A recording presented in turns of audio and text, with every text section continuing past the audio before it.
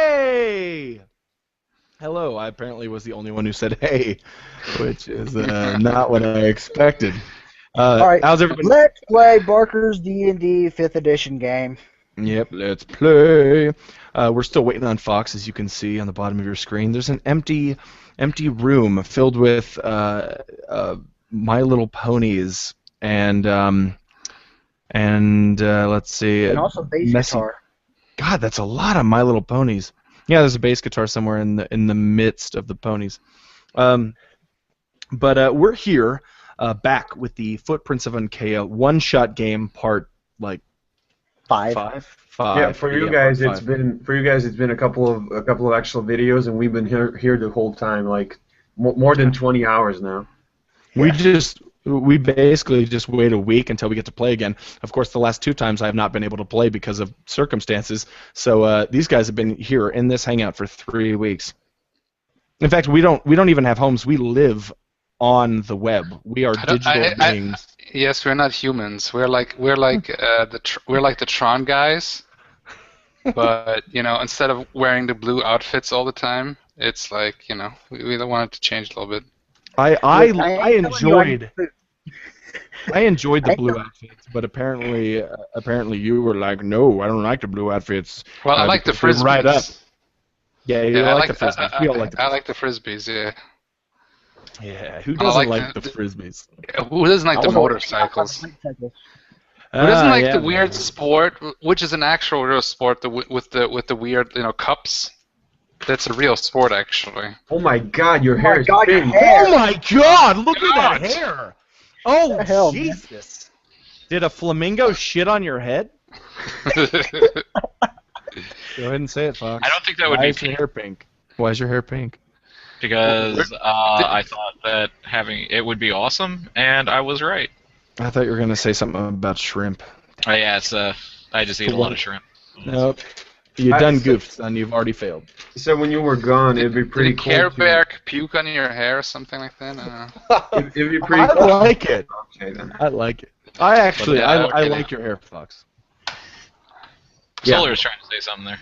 Oh, sorry. It'd be pretty cool to dye my hair pink, because pink's my second favorite color. Not that shade, but more like, I don't know if it's complicated to explain. Like, Need for Speed Underground 1 cars had a specific shade, and that's the only place I've ever seen it. It's kind of like bubblegum pink, but it's brighter. Anyway, it'd be pretty cool to dye my hair pink if I wouldn't get beat up constantly, because pink is my second favorite color.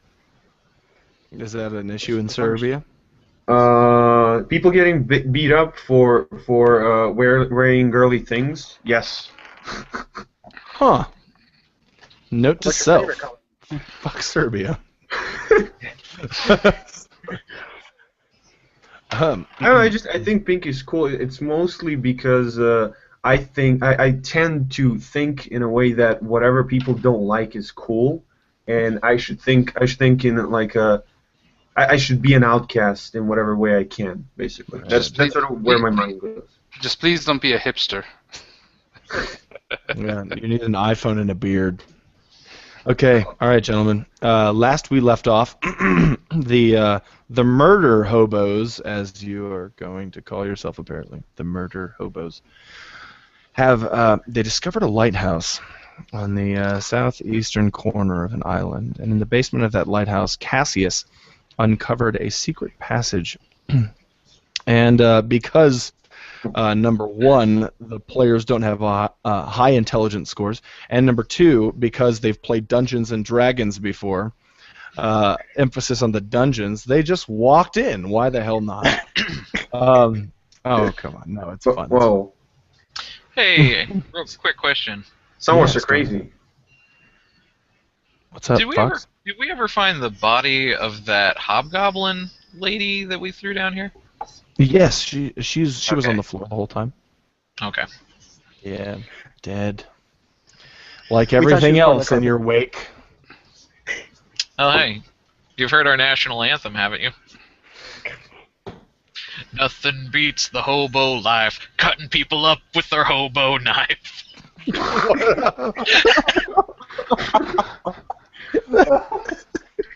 Okay, all right. Don't So worry, I'm add- not one of the, do I'm me a a favor. singing hobo, not a stabbing hobo. Okay, Garthor. I don't stab. I'm hobo with a shotgun, so I'm Rutger Hauer. So. Well, Garthor, you can feel free to add a hobo knife to your inventory. Not a shotgun, though. Aww. I know, fantasy genre is a bitch. It's Hobo with a no, I'll shotgun. be. It's fine. I'll be Rutger Hauer in Flesh Plus Blood or AK 1500, whatever you want to call it. Okay, so you're entering, and I would like to, for some reason, since I'm an idiot, grab a pen. 2-minute break. See, already we have All a right, break. everything in here dies by the time he gets back. Ow.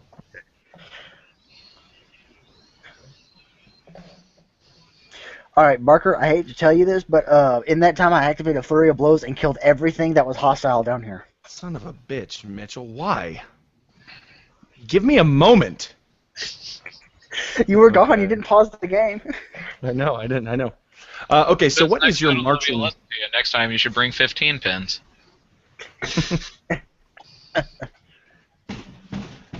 What's your marching order, murder hobos? I'll probably be in front since I have dark vision. All right, you got it, Yashi. I'll be behind Yashai. Or what is it? I have written down. Hey, it is Yashi. Good job. Yasha, yeah. I said Yashai. Shall we go around introducing our characters for those 5 million or 1 people watching? That's fine. Go ahead, We'll Yasha. just go in. All right. Hey everybody, I'm Tino Mitchell. I'm playing Yasha Area Drog. I'm a Wood Elven monk of 3rd level. I study the monastic tradition of the open palm.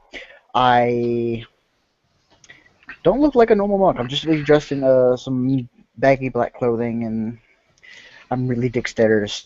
That's actually Also, very I dream of being typical a- for monks in role-playing games. They never dress. They always dress like, oh, I'm just a normal, like. I had a friend who dressed like a hobo, literally, and he had a butter knife. He was proud that he could kill so many people, but he had a butter knife. That was his weapon. And he Also, never I'm used the monk who Are you dreams talking of about being a hero. Are you talking about a real person? Like, Obviously, if a real person can use their chi to break through doors with their sheer hand. you're just talking Yes, about this that- guy yes. he just loved the fact that he could kill people with a butter knife, and I'm... In a role-playing Here's the game. thing, Okay, all right.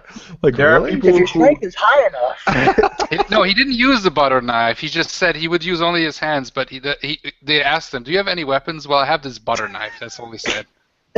I just use it to make peanut butter and jelly sandwiches. Yep. Okay, so after Yasha is Garthor. Go ahead and introduce your character, sir. Well, I'm Garthor, level 3 champion fighter. I kill shit with my sword. I'm from a mining town, and my real name is I'm the Gaming Beast, aka Dropka, and yeah, that's what I play. I play Garthor. Let's do this. And who's behind Garthor in the marching order into this underground realm? I was actually going to suggest that I go behind the monk and Garthor bring up the rear in case something comes up behind us and we put the wizard between you and me. What kind of GM Sure. do you think I am? I'll go. If the wizard's cool with that. I'll go on. I'll go in the end. Yeah. Okay. I agree. This makes sense to me. If the wizard's cool with that. Doesn't make sense to Cassius. Nothing makes sense to Cassius. Exactly. Okay, so now let's make sense of that to our viewers. Then Cassius, you go ahead and introduce yourself first. Hi, I'm playing Cassius. He has a YouTube channel about League of Legends. Wait, no. This is a very peculiar campaign setting. They have magical computers with He's a magic crazy too. wizard. And he's a crazy wizard, and he hallucinates and likes to destroy things. Okay, Helen. Oh my goodness. Sorry, I'm being shown a cat that shoved its face in pancake batter. No, that's a good excuse. It's vital. My day could not progress without it. I'm Fox Winter from Seven Realms Productions. We do roleplay roulette and film inflicted trauma at our YouTube channel, and I am playing Helen Delatia. There's a joke in there. There is a joke in there. A cleric of Paylor. Okay. who is usually the mediator of problems, not the instigator. But the night is young. That is young. She's Okay, so she's quite a lot of you. oh Jesus, you're all following you're all following Yasha. because Even Yasha- Fox is just like, Lose 50 experience. D level. Yasha, you're all following Yasha because Yasha can see in the dark. Is there anybody that is going to light a torch, or is this just going to be Yasha describing to you what is there? I Uh, light a Hold on to torch Yasha's for a shoulder. reason. I light a That's what I torch. thought. Okay, Okay, I, See, I excellent. should I also sent Steven to go in a straight line with a torch. I didn't know Steven Seagal was part of our group. I'm just kidding. Oh my. Well, yeah, we can't die Jesus. Steven Seagal is Mitchell's character. Oh right, I forgot. I Yeah. thought I was playing Brandon Lee. It's a young Oh. Steven Seagal before he Oh. completely, just Rest Not gained enough 300 following. pounds. Before he Okay. literally became a boulder. Wait, where's my stuff here? Don't they have a freaking torch? I might not even have a torch. I'm pretty sure you do, but go ahead and check. Wait, okay, venison. I should have torches here I could somewhere. take it. Just Fire. light some venison jerky. It'll work. Come It's got fat on it, so. The first rule of dungeoneering is. Oh, I have 7 improvise. torches for crying out I loud. could set you on Improvise. fire if you don't have any. There you I go. have it written in a weird way. Improvising Your doesn't solar mean improvise. creating your own physics. I light a torch, so yep. I'm gonna light this stone on Excellent. fire to use the torch. I'm gonna use the darkness to light it. I'll shoot magic missile into the darkness. Let's see what happens. Though I'm a fighter. Okay. Hold on, You someone's... could potentially have magic missile if you took the right kind of fighter. There we go. Eldritch fighter or whatever. Eldritch Knight. I believe my new friend Nate from Matt Click's game is watching us. So, hi Nate, and apologies ahead of time for all the bullshitting that takes place of actual Dungeons and Dragons. Don't talk All to the Fox's audience. fault. When you start talking to the audience, they leave. Don't This is break like the the fourth only wall. form of the game. Oh, okay. You're Don't about break to the hurt fourth you, wall. Broken. Yeah, no shit, that's true. Okay, so Are you still Uh, drinking absinthe? all the time. Well, not all the time. That's a lie. But every game night, yes, every game night, I have a glass. You enter through a passage, in the basement of the lighthouse. The passage that Cassius revealed by removing each brick from the wall. You enter into an incredibly steep natural passageway. There's a cave. It's like a cavern. And the passage leads onto this path that moves along the left side of the wall. It's hugging that left wall, and to the right there's a steep drop-off. You can't really see the bottom, actually. It's so steep. But this passageway is so steep downward that all of you actually have to make a dexterity check. If you'd like, you can add acrobatics or another skill if you feel it necessary to this check. Well, I do have actually acrobatics, so that means that means I add my proficiency and my dex bonus, right? That does mean that. But it's +3. Sweet. Oh. And I I got rolled a an 20. 8. I rolled an 8, but I get an 11, so hopefully that will be enough. Mm. But maybe not. We'll see. And after you say it, go ahead and post it in the chat box also so I can remind myself. Okay.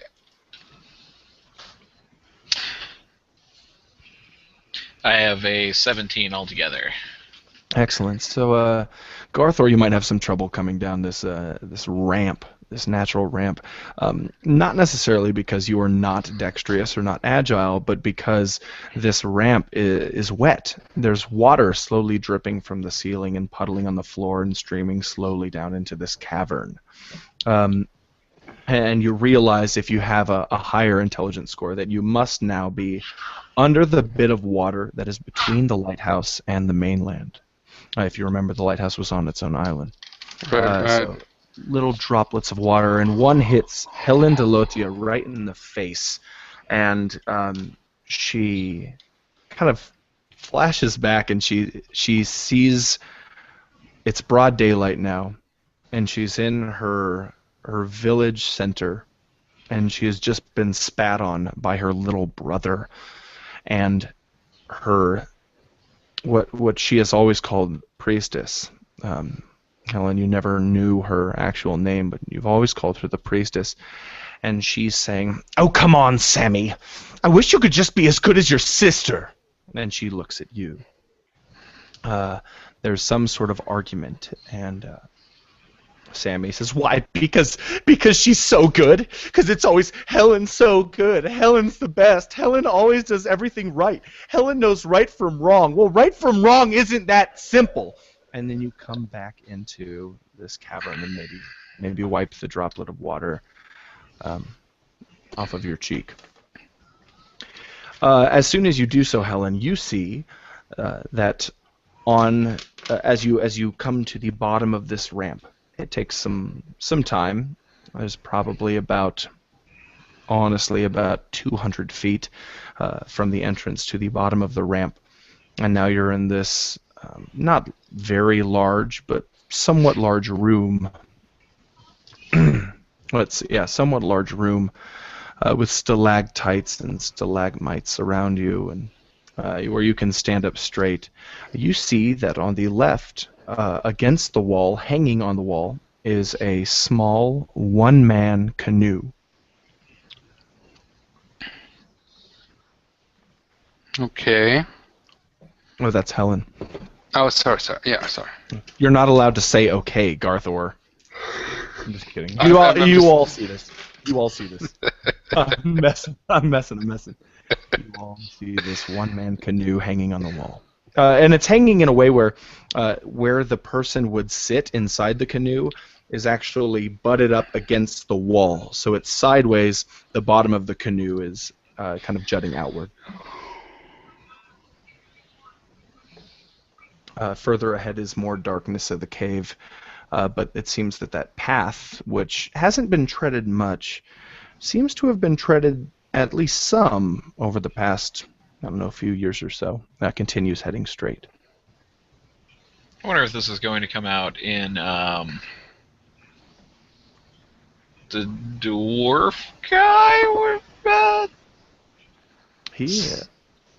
We have a dwarf person with us called Dolgren. Dolgren! and we have two elven women with us. One That's is why you gotta write it down on your character sheet.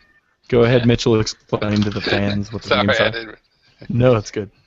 Yeah, we have two NPCs trailing along with us. One is Dolgren, the dwarf that we rescued from the hobgoblins, and another is two others is Salus, a elven woman, and her child, which Barker never typed in chat the name of. I swear I have a notebook for this game somewhere around here. Well, Barker told us the name, but it was weirdly pronounced, and he never typed it in chat. If I'm not mistaken, it should be Caliph, and I will type it in chat. Caliph. It's spelled Kiayayleth, but it's pronounced full whistle tugboat. Elfish, you see. Yeah. There's 7 apostrophes somewhere there. Yes. Okay, The half well, elven god. okay, And J.R. they're Tolkien, following settle behind. down. This is not the Silmarillion. They're following behind, and just like back at the lighthouse, Salus seems. She still seems disturbed. And she's hugging close to her daughter. Would you like to continue? Would you like to do anything here in this room? Well, I look at the boat and I say, would I recognize a canoe? My character. Yeah, I think so. It says, okay, why is the canoe here? Could there possibly an underground river or something? What do you guys think? I'm going to ask us to head back since we have 3 civilians with us, and we can always come back to check this place. Out of character, but that's no fun. There's Mitchell again punching the DM in the face and all of his pre-prepared shit. I'm kidding. No. I'm really kidding. Well, they're the safest with us, so as long as we don't, I mean, if something happens, we'll send them forward, obviously. I think that wherever we take them on this island is directly into danger's way. I'm not. Yeah, I'd probably look rather disturbed at this news, knowing that I can't get these people out of harm's way, as it's my whole prerogative almost to make sure that they stay safe. Totally. It's like the Though I best do we can agree, do kind is of protect them. agree with Garthor that if anyone can possibly keep them safe, though, it would probably be us. Garthor's strength is probably far greater than mine can ever exist. Helen can heal just about anything in my mind, and I am significantly faster than anybody I'd ever met. And Solar can burn the stoutest of enemies. Yes. I might be stronger than friends. you, but you can probably punch like 3 times by the time I take out my sword out of my sheath. Well, as close as Kalith is standing to Salus, to her mother, and as close as Salus is standing to her daughter, Salus is also standing that closely to you, Yasha. Just you have obviously been the person that she's grown to trust.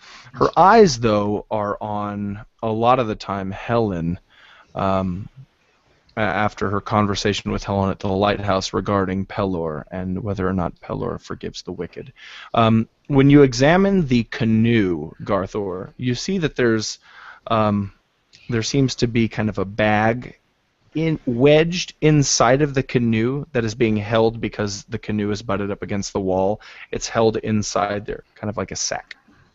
Okay, I checked the sack for what's in there. Excellent. You reach in to pull out this sack, and outside flies a family of bats, just wickedly flap, flap, flap, flap, squeaking and squeaking and squeaking. They've obviously been resting in here for so long, and they brush at your face, but Well, stay away. I jump back a little bit, but I'm like, yeah, oh well, bats. Were the bats inside the canoe? Yes, they were. Yes, they were, and they've now bats. Canoe bats. They Unlike drive people those, batty. unlike those old bats. Well, not a bat canoe, because that would be something that Batman has. So. Batmobile. Yeah. Gotta watch out for them. I hear they're a cousin of the canasta. Oh. I'll try to hit some with lightning and surprise. And you do. You might zap a couple from the sky, and the rest fly up toward the passageway whence you came. And you see a couple of those bats fall to the floor next to you, Cassius. Okay, so I checked the bag for what's in the bag. Absolutely. Inside the bag is a very large water skin, and pulling the bag off actually kind of removes the canoe itself, just because it's so big. There's a very large water skin in there, and a dagger. Inside the rest of the canoe contains also a large double-headed oar, and a fishing pole. Well, I'm glad to know we're not without a paddle here. Wait, okay. I'll take the fishing pole. That oar and a paddle. Okay, yeah, sure. He can have the fishing pole. Yeah. I'm not going to argue with him. And I have a quick question, actually. Yeah. Yeah. What's up, Ellen? Is the passage that we took to get into this chamber large enough to take the canoe through? Yes. Okay. I say basically, I'm willing to bet, and maybe I'm here crazy or something, that this canoe is here because there might be some underground water passage of some sort, like a river, that we have to pass through, possibly. Great. Well, that means we'll have to fight lizard men. Lizard what? Why would that mean that? Would my Because character lizard- know? Well, because Because Helen if you has a put monster your manual. characters into a boat, they fight lizard men because it's not written, but those things have a mystical sense that allows them to smell adventurers and boats from miles away, and they hate it. What those kobolds? Better knowledge. It's just like if there's fog, you're probably going to Ravenloft. It's just things you learn. Or if That's you go the to the stuff high over sea here. and the DM is a real big asshole, then well, Aboleths. Aboleths. Everywhere. Cool. What was that? Let's see. So far, we've had undead, hobgoblins, angry humans, a very young green dragon. A lot of people use the Monster Manual as an adventure module, where you just start with page 1 and you just keep turning the page. Yeah, that's what you want to. You want to start with the aboleth. Yeah. Well, it's actually the Aaron Cochra or something. What is it called? Oh. Oh yeah. Yeah. What? What now? B is before R. Okay. Yeah. I like to start in the caves, typically on Kraken. Yeah, we noticed. Let's start with the first great battle of the Monster Manual. How do you pronounce Tarask? I Okay, think so, what is it? Air Elemental in the second edition? Maybe I'm wrong here. Mm. There's Anyway, two yeah, kinds sorry. of people in this world: people who say Tarask and people who say Tarasque. You don't need to know the second Really? group. Really? There's you? Nice. All that matters is how do the done, folks. developers pronounce it. Yes. They So, called it Mr. T. would you like to do anything with this canoe? Would you like to do anything with this canoe, or do anything in this room? I'm just gonna take the continue. paddle and the canoe, at least as long as I'm guessing there's gonna be something going on, like a river. Okay, And I cool. think with my strength of 16, I should be able to do so. Yeah, actually, relatively easily. It's a fairly light canoe. It's obviously built for one person. You can carry it by yourself. You might even be able to strap the double-headed oar to your back, or tuck it Well, through your okay. belt. The way how I'm gonna do it is I could actually okay, it's easy. I'm gonna take my rope, and I'm gonna tie the canoe and the paddle together, so Okay. the paddle stays there. Okay, so I'm carrying the paddle and the canoe, which are tied together. Okay, so that takes about 15 minutes to do, but you get it done. Yeah. I could just carry that oar. So how far did Well, Snow go in 15 I minutes? did all this nodding now, and you tell me this now once I have it tied there, Helen. You look like you were really enjoying yourself. I thought you were on a journey towards discovery. And I just like, whatever. I'm taking it with me. Either or.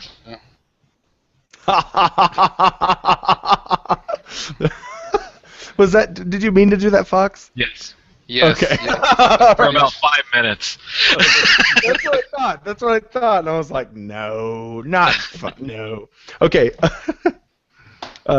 Is there anything else you want to do in this room? I want to punch Fox. Who is this Fox you speak of? Yes. Yes. Get it? Because puns. No, let's continue. Yes. I got it. Wow.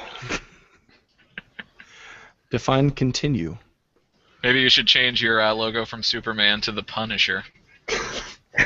Oh, God damn it! That's the one thing I had, and he had to. Guys, do- stop being a Oh. bunch of punks, and we'll continue. Yeah, we'll move on. Really, that was it. Okay. we're trying to be punctual. That was good. Good job. You see, it doesn't take long. I'm infectious. You don't know how big this cavern room is. You do know that the path continues forward, but to your right you see a very chaotic mess of what is the word I'm looking for? The type of terrain in Dungeons and Dragons. Yeah, it would be craggy. There's stalagmites, stalactites. It's obviously not formed for any long-term or reasonably organized or efficient travel. Is the ground wet? Yes, not soaking, but it's there are a couple droplets of water dripping from the ceiling every once in a while in steady areas. And, yeah. God damn it! I had 2 spells that would have been so much better for this situation than the ones I picked. I wanted to take spells that I thought, like, yeah, I'll take them one day. These are more useful. And then you start the campaign, and like every spell that I didn't pick is more useful. Ha! Nice. That's usually how it works. What do you guys do? So I move forward with the canoe. All right. So you move past Yasha, or does Yasha? No, I stay in my position, but I just want to. Okay. This is Golden We're Axe, moving and you see the finger with like go blinking. No, So no, no, no, no, no, no, no, no, no, no. You can go for it if you'd like, or you can stop and look at the room or the canoe, or you can, there's plenty of stuff I've prepared. I will go ahead and take a quick look around this room. Okay. Give me either a perception check or an investigate check, or a history check. Any intelligence-based check that you want, Fox. You can choose and tell me what you pick and what you roll. Choose religion. Feel free. Do it. Let me see here. What's my total bonus there? Oh my god, I wanted to. Minutes is how long it took for Garthor to tie up the boat. So I probably would have been looking around. I wouldn't just be staying straight forward. Can I look around the room as well? Because if we're just gonna stand there, Cass will probably get bored. Yeah. Well, this all happened. Okay, you said a perception test is cool? But yes, I just want to do it 1% at a time so I can keep track. Yeah, perception is fine. Yeah, perception 13. Or any intelligence-based check. And if you want to do it, everyone can do it, and then just post your findings in the chat box, and I will explain to our viewers what you roll and what the numbers. There we go. Oh, come on. Ha! Sorry. I got an 11.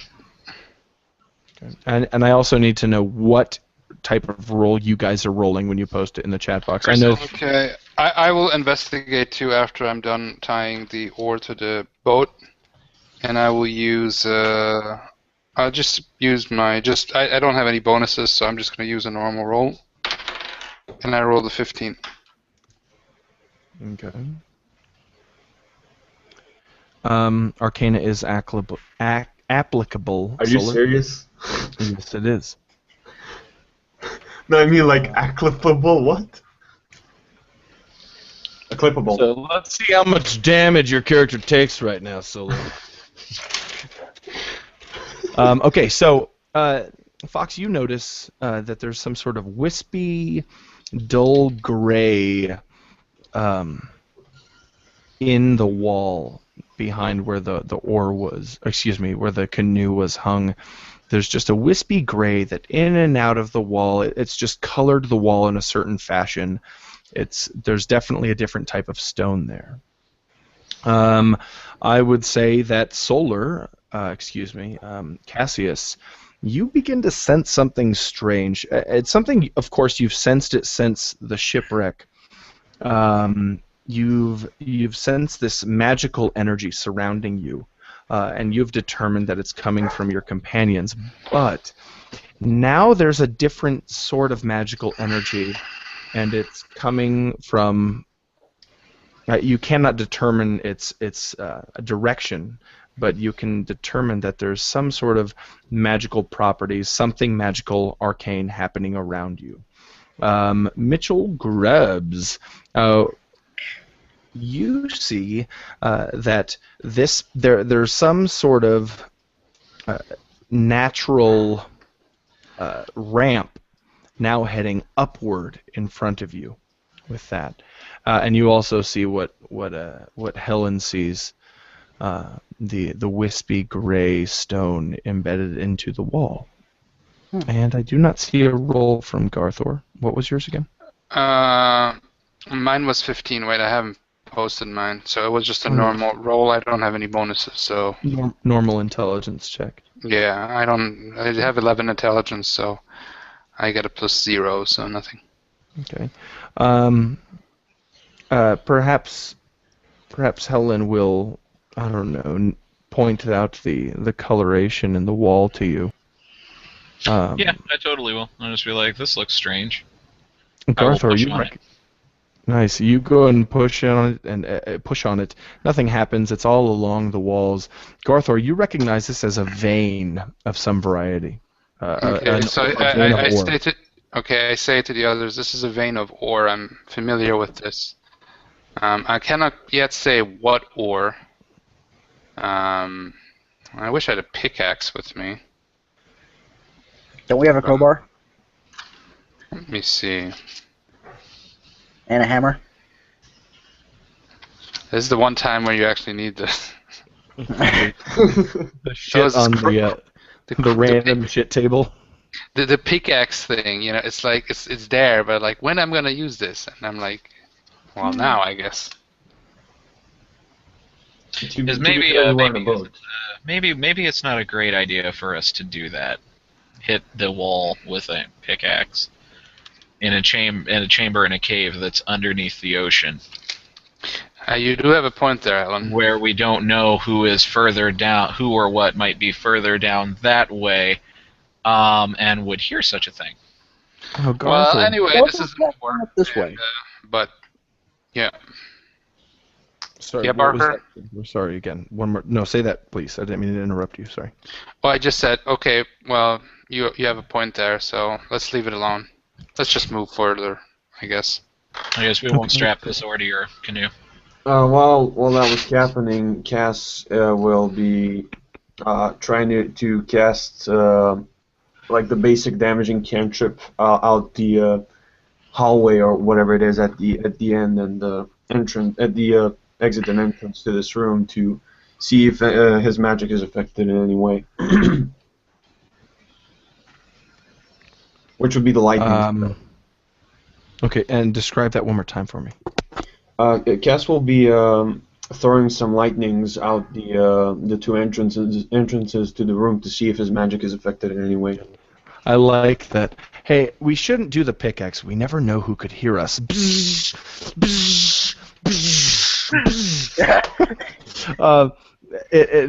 You see that your magic is not affected way, Cassius, but you feel it. You never felt this until you met these other magic users around you, and you feel it a little bit stronger now. And you have a feeling that maybe there's another person who can use magic somewhere in this underground realm.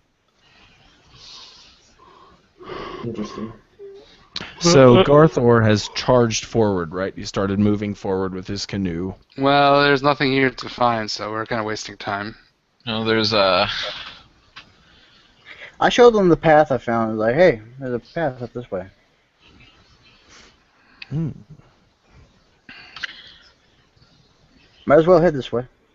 Beat's going down. And you start moving, Yasha? I stop in my tracks and I look at Yasha. I'm like, I put the canoe to the side of me. Well, we should make a decision and soon. Did Steven go down the hallway at the opposite side, or is he in the room still? Steven, who, for the viewers at home, is what exactly, Cassius? He's something invisible holding a torch. To me, it looks like an imp. I think he could probably... I would give you the control over him as long as you don't make him dumb. Well, Cass gave him the command to hold the torch and move forward, and he will be moving forward. So Okay. this whole time he was moving forward. So you tell me where that is. Okay, so he would be moving up the ramp that was shown to Yasha, because that would technically be forward. Okay. So guys, where should we head now? Like, I honestly don't care. I just want to go on further. There's another mage here. Well, there's currently a floating torch headed in that direction. A what? Floating torch went by Cassius.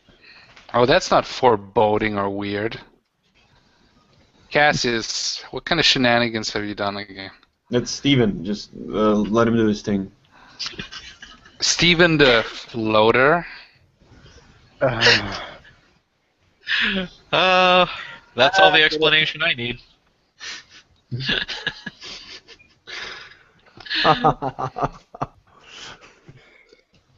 Alright, well, let's, I kind of want to go down that way, but I'm not opposed to going up the ramp as well. If it's simply an exit, we can turn around and head back. I would Absolutely. say go. Let's go with the one that goes deeper. If we're gonna find out what this whole island is about, I think that's where we're gonna find answers. At least that's what my gut is telling me. All right, I'll lead the way. Okay. I'll follow close. Which direction did we come in? You came in moving west, so toward the island. I'm gonna follow. I'm gonna go in my old position in the end with the canoe. How about me? Okay. And just for the record, are you going up the ramp, or are you continuing into this room? We're Into the continuing into the darkness. room. Okay. Yeah. Excellent. So now you have moved north, sort of north. You find some trouble kind of getting around, getting your footing in this area. But which of you, that would be Helen. Helen, you discover a small passageway, one-man passageway, floor level, that has been obviously carved at least for the most part, carved into a crawl space. But that's it. That's all you see. You do smell a large putrid scent of feces emanating from it. I'll Out of character, I think we found our floater. Oh! Boom! Of course, I mean the floating torch. Or do I? Oh, I thought you meant the canoe. There we go. God. I'll kneel down and take a look down there if there's Ugh, what is the stench? And I look at was it one of you guys, Castius? Cassie doesn't seem to Are your doesn't seem to be are your noticing. farts magically enhanced too? I'm an elf. We don't fart. It's a cantrip. Elves don't poop. Well, you know what? I don't believe that. well, elves went green a long time ago, so they consume all waste. They're like they're the guys like in South Park where they sniff their own farts. 100% efficient. Yeah. Or they don't even eat. They just photosynthesize. Yeah, there we go. They just lay in the sun. Like elves have evolved into Sheryl Crow. There we go. When you nice. When you crouch down to look inside, you can't really see anything. But if Garthor helps by placing the torch down there, you can see that it's like a winding tunnel, and it very quickly winds out of your sight. But it's definitely only something that you can crawl through. So yeah, no canoe then. That's there's a tunnel here.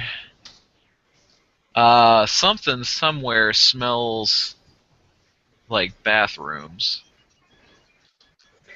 I'll look down there. I have 60 feet of dark vision.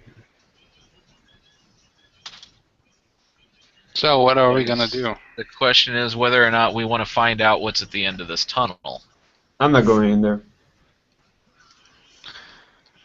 Again, if we want to have answers, we'll have to risk something.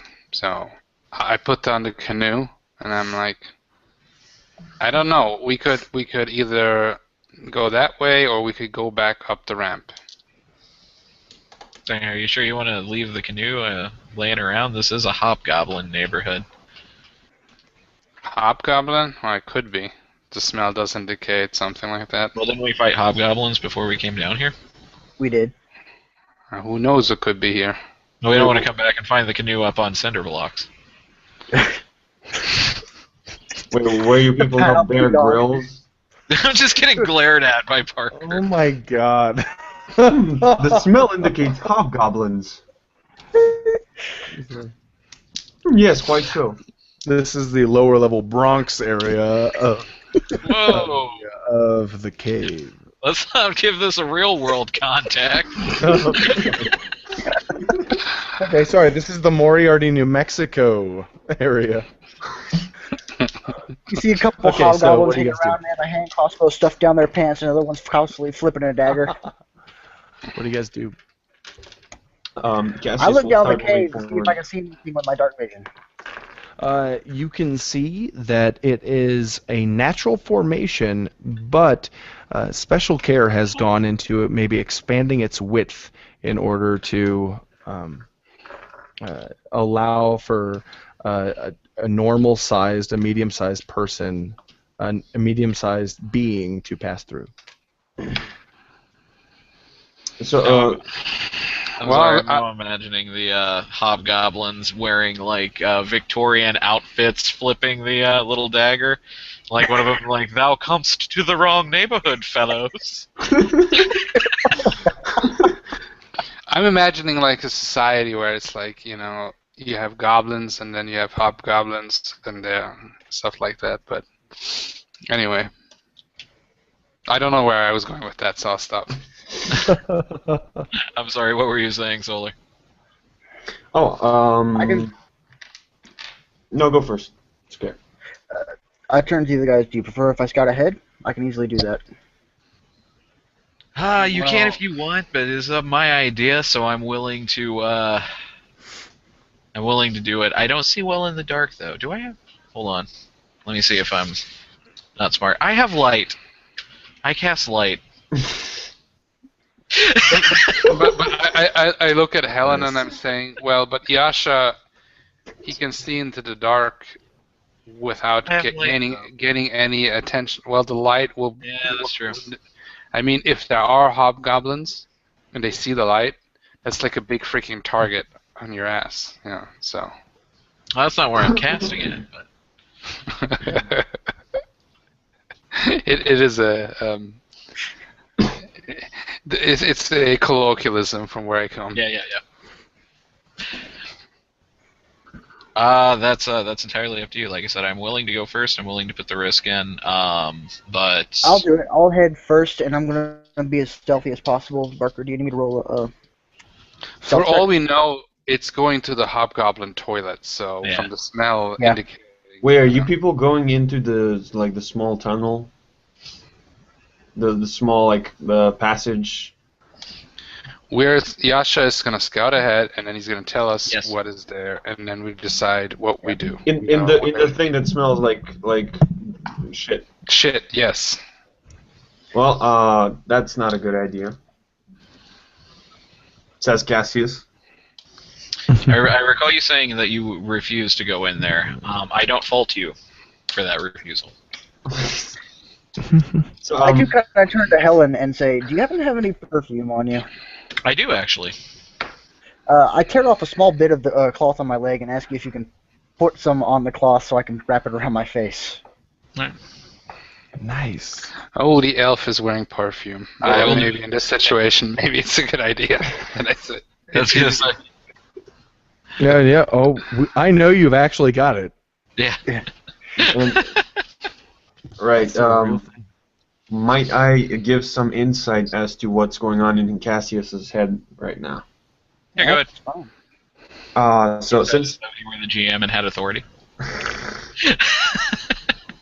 since all of us moved into this underground area, Cassius's dark vision has been making usually he just sees black and white. He just sees like under normal light and stuff, but it's been like flashing so that everything is inverted completely, like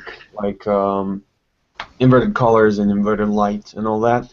And every once in a while, it felt to him like the whole world around him is moving to the right and then falling back into place.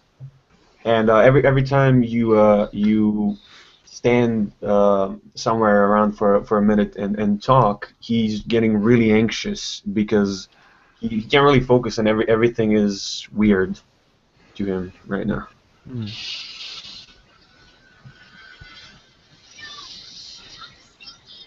So if you guys are going to go into this, he'll probably still start moving around on his own.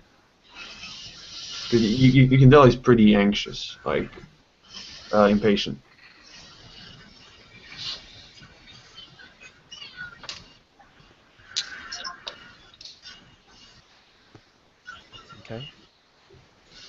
gentlemen. Am I correct in assuming that Yasha is moving into the tunnel with a perfume-coated mask? Yeah. Do you need me to roll stealth? Uh, please do. Oh, not bad. Let's see, that should be 16. Nice. It's not too long before you begin to start hearing some sort of movement at the end of the tunnel, and actually the reverberations of voices. It's not as extensive of a tunnel as you might have thought it was, perhaps, but you come to what looks to be an end of it. There's a few bricks that are stones that have been obviously blocked in front of you, but they've very obviously been placed, but not permanently placed with any level of mortar. The stink is rancid, even with your perfume mask. It is incredibly rancid, and you hear some voices behind the wall at a very large distance. Please do me a favor and roll perception. Sure. And if everyone could make sure that their speakers are muted. Alright. That should be also 17. 17, excellent. Oh, speakers. No worries. I'm just hearing an echo. With the 17, you can make out a charismatic man's voice saying, "Could you please do me a favor and pick up, someone please grab Mabel for me." And someone gives a confirmation and leaves, and it's very quiet.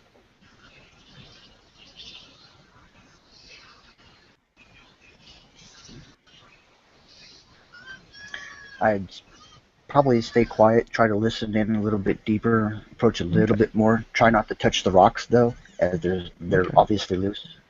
Okay. You feel like this conversation is occurring not directly beyond the rocks, but a distance away. But pressing your ear to where the stones are stacked up, you hear a conversation begins after a moment between two people, that same charismatic man and what sounds like a hobgoblin, based on how you heard them speak in the lighthouse, speaking a broken common, and he says, "There are problems getting a new batch of subjects, my lord." And then you hear a discussion about how there were supposed to be a level of new, what are being called subjects, but there was an event that occurred, an unusual event, and you hear, but the ship exploded off the coast. There have not been many survivors found. In fact, we have found none. And the charismatic man says, "Now that sounds like Warren, all right. He must be watching the coast."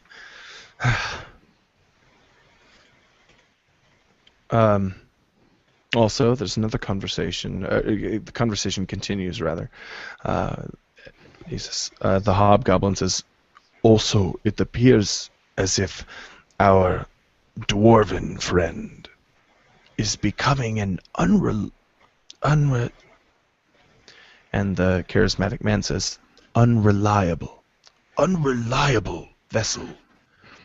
He seemed to have found a band of thugs who has taken to his cause." And the charismatic man says, "Darakas?"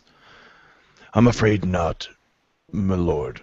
As far as I can tell, they've killed the Emperor's soldiers, and have even gone so far as to bind one to a tree and leave him to die alone in the dark wood." There's a scoff heard from the distance. You hear and My lord, they've also murdered Gnome Killer and Black Tongue in the lighthouse. But that's all I know. They shattered my spell soon afterwards.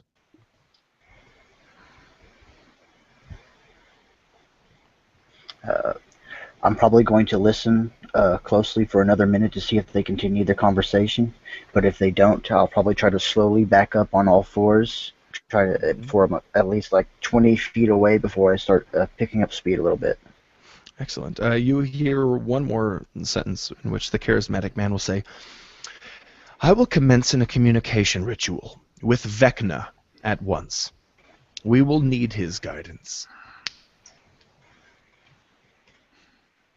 And you can definitely move backwards slowly but surely until you enter back into the large room.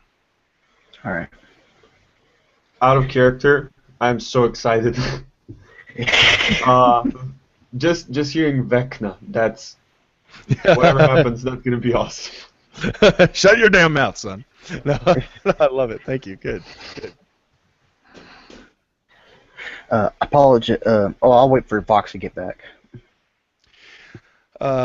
Son of a beasting fox.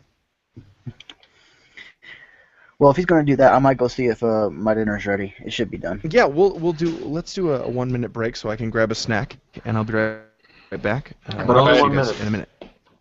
No Be more. back in a minute, YouTube land.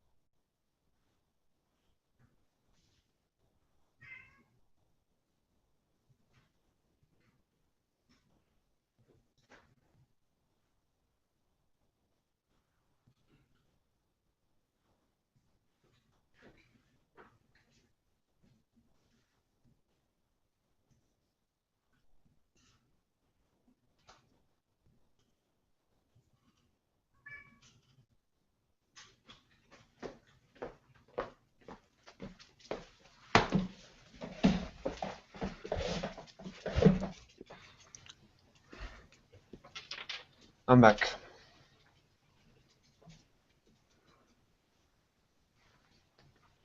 And you're back as well. I am back. I got my absinthe and my Chef Boyardee. Classy.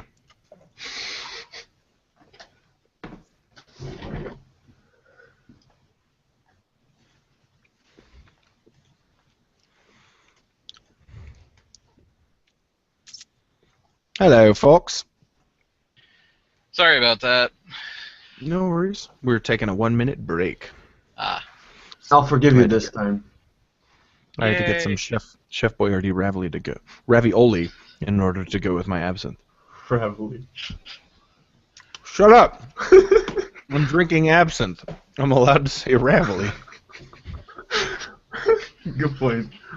I love how I come back at the moment where you said, I'm drinking absinthe. I'm allowed to sound rambly. I'm like, yeah. Sort of. It's even worse than that. He said ravioli instead of ravioli. Shut your damn mouths. Yeah. Tarasky will die. Yeah. I don't have no monster Cthulhu. ammo yet, so. I'm gonna roll 1d6. That's how many he swallows. That's an actual ability in the D20 Call of Cthulhu stats for Cthulhu. Roll the 1d6, see how many die. I love that. I want to have this attack. Only with the 1d100. So.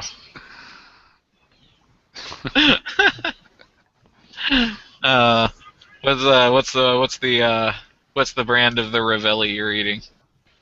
Is it a Adagio molto e cantabile? Chef Boyardee. I thought it might be Symphony Number 9 in D minor. Now you get it. Now you get it. Damn it, fuck. And later I'm gonna have some pizza cotto. Symphony Number 9 in D minor. Is that not Beethoven? Or maybe I'm... Well, there is a Symphony Number 9 by Beethoven. Right. I'm referring to Willem Ravelli's Symphony Number 9. Oh, nice. Okay. If I would know more about classical music, then I would have probably got that. I thought Barker might get it because he said he's a musician. Yep.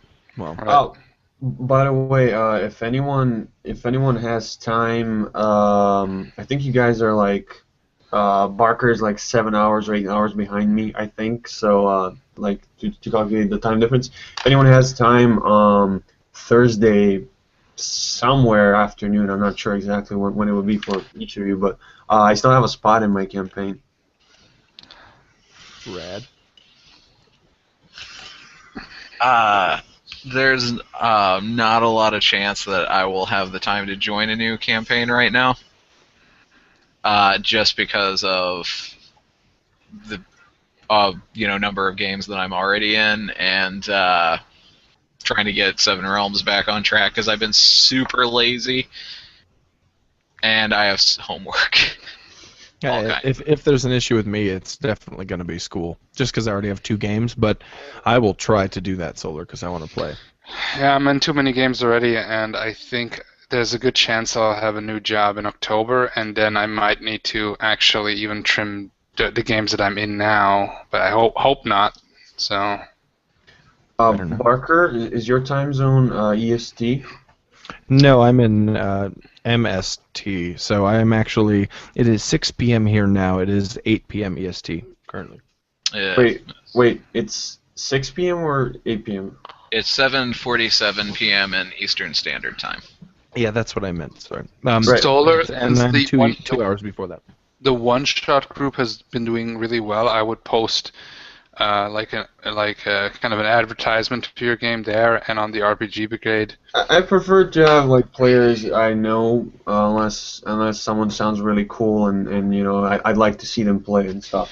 So. The thing is though, Solar, that from the way how I got in, I didn't know anybody of you guys, and I got into this game through the one-shot group basically. You got So if actually Barker the can one-shot play- group. I want to point out wait, the one-shot group started after we started this game. No, okay, right. This is a random-ass game. This was a random-ass game, yeah, wasn't it? If Barker wants to play, I'd rather have Barker than most other players. Yeah. No offense. Oh, thanks. No, none taken. I genuinely do want to play. I genuinely don't think that I can. Yeah, I know. It's like all you guys said that you'll be pretty busy. I'm just saying, in case you have time. I will do everything I can to do so. I agree with you. One thing, Solar, I would like to play in your campaign, but again, I don't have the time really. But because if I would have time, I agree. I prefer to play with people that I've gotten to know at least somewhat. And I think with you, I would know kind of what to expect. Okay. Just to check what time it will be exactly. Maybe Barker. I told you already before this. Maybe sometime in the future, just not right now. Yeah. So. Well, Yeah, I get it. Mitch is back. Let's talk about. Let's schedule that later on. Oh, there we go. Okay. I didn't see he was back till now. Eating his Oh, yeah. dinner. All right. Catch me So- up real quick. I missed a bunch. Potatoes. Well, you did, but basically that's perfect because only I should've Yasha heard it. So Yasha emerges from this crawl space. All right, I do kind of look slightly out of breath, like I was just holding it for quite a while. And when I do and unwrap the perfume, slightly soaked rag, I do kind of cough. I believe I just eavesdropped on a conference between two voices I have never heard before. They were mentioning the shipwreck we were in. Apparently they're looking for sacrifices, I believe, or something similar. The common word escapes me a little bit. I hope I'm getting it right. They also mention 3 names that I am unfamiliar with. It's Madel, Mabel. Warren, and Mabel. Yeah, you Okay. got to remember that. Mm-hmm.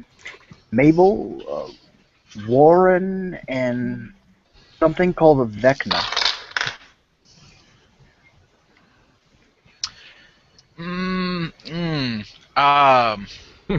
I'm loosing my pack, and it's like I'm going to go listen to this for a moment, and I'll see if I can get in there without making a bunch of noise.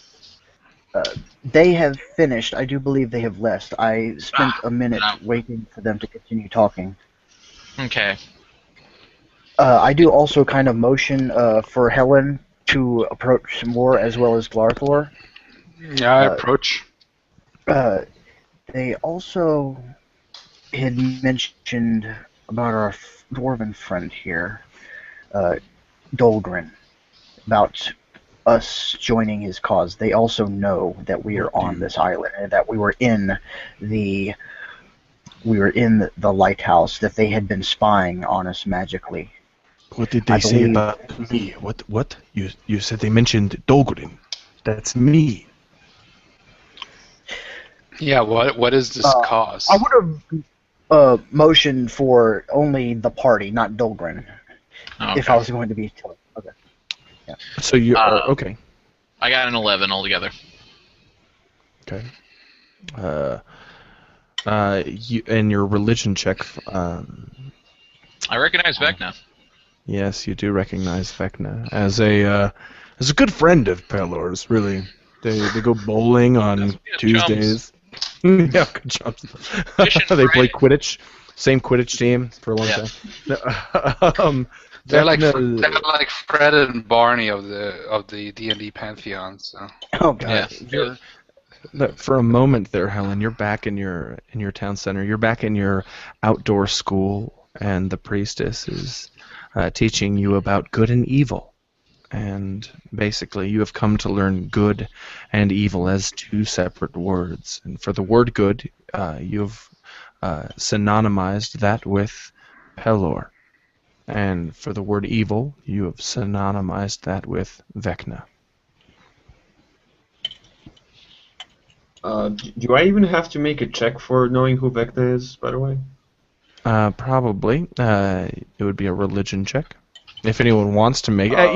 Here's the thing is, whoever makes it and knows the most, then I assume that everyone knows it, unless you specifically say that you don't tell Well, someone. I don't have religion skills, so I won't even roll. Here's the thing, I don't know what Vecna should be in like a standard setting. From what I know of Vecna, otherwise, I should be able to know regarding like magic, if I've studied magic and all that. Like, I should pretty much know who Vecna is. Or I guess, I mean, it's your call, you're the GM, but I would say you could absolutely recognize that name from occult lore. To see how much you know about Vecna, Okay. that would be an arcane or religion check. Okay, good point. You comb that hair, Fox. You just comb it. I'm gonna. You comb it right up. I'm not happy with the way it's laying. There, that's a lot better. It's good. It's good. I like it. Now you remind me from somebody from The Cure. I'm not saying that in a negative way, just saying. I'd say Cure song starts. I'd say if I should remind you of anyone right now, it should probably be Annie Lennox. Oh, there we go. Oh no, I've got it. No, hold on. No, this isn't Annie Linux. This is LaRue. Who's LaRue? Oh no, It doesn't matter. It's a I think person. you look like that girl from Strip Search. I don't know if you I ever don't watched know. that. It's okay. I haven't seen It that looks one. like a beret. I can see that. Anyway, it was like actually, calmly sliding my mace out of where I pack it. And it's like,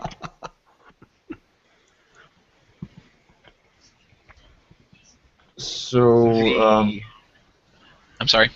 just to mention, so you're getting pretty upset over this.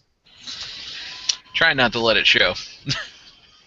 Is I just feel Vecna like- some person that you know?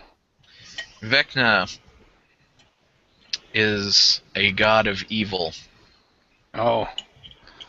Well, and if there are those here who would make sacrifices to him, to her, to it, that then doesn't they're sound good. the kind of people who bring a darkness into this world best left unspoken. I don't really know much about the gods. Out of character, what god would my mining town would worship? Maybe one of the dwarf gods. Oregon, probably. It could be one of the Garl, dwarven ones. Also, you could also pick that maybe the mine was created by a magical energy, and because of the allowance to even have that mine, Bokob or Bakob, the god of, I don't know, arcane magic might be what you were raised with. It's definitely up to you. What is the god for the dwarves again? I like that one more. Oregon is the god of smithing and stuff like that. This world actually it tends to use for the most part the gods of Greyhawk. And it doesn't matter if you want to pick something else. That's totally cool. Okay, which god? It doesn't have to be a dwarven. It can be any. But which god would you say from the Greyhawk pantheon? I would say, let me bust out this. I'm sorry, I don't want to glorious thing. interrupt the game. No, Something it's that cool. I would Go ahead, like go ahead. to know. I don't know every D&D. I only know very few gods, really. Tempest, Vecna, Lolth. Forgotten and- Realms is my backyard. Unfortunately, Ravenloft is not. No, he said not Ravenloft. He said Greyhawk. That's different. Oh, sorry. That's like the oldest setting. There's like a lower tier god for caves, travel portals, and I think mines. There's a goddess of hills and mountains named Ula. Ula, okay, that sounds good. That's Ulaa, and that's basically the goddess of life and war. And the symbol is a mountain with a circle at its heart. I'm sure that Says there's my other, glorious 5th edition player's handbook. I'm sure there's other gods too, maybe in the village that I go, but this is like, and I say to Helen, Most people just worship Hextor. who's hexed. He's a lawful evil god that Like basically Discord. represents tyranny Oh, there we go. And Discord. and bondage. Oh, you mean No, you god of today's America? That's great. Oh! Yeah, Hey, I'm American too. I can say it. So Oh, bullshit. Okay. I prefer McDoubiet over him. I'll be fair. Kind of us in Europe for the most part, pretty much. I was gonna say, I think,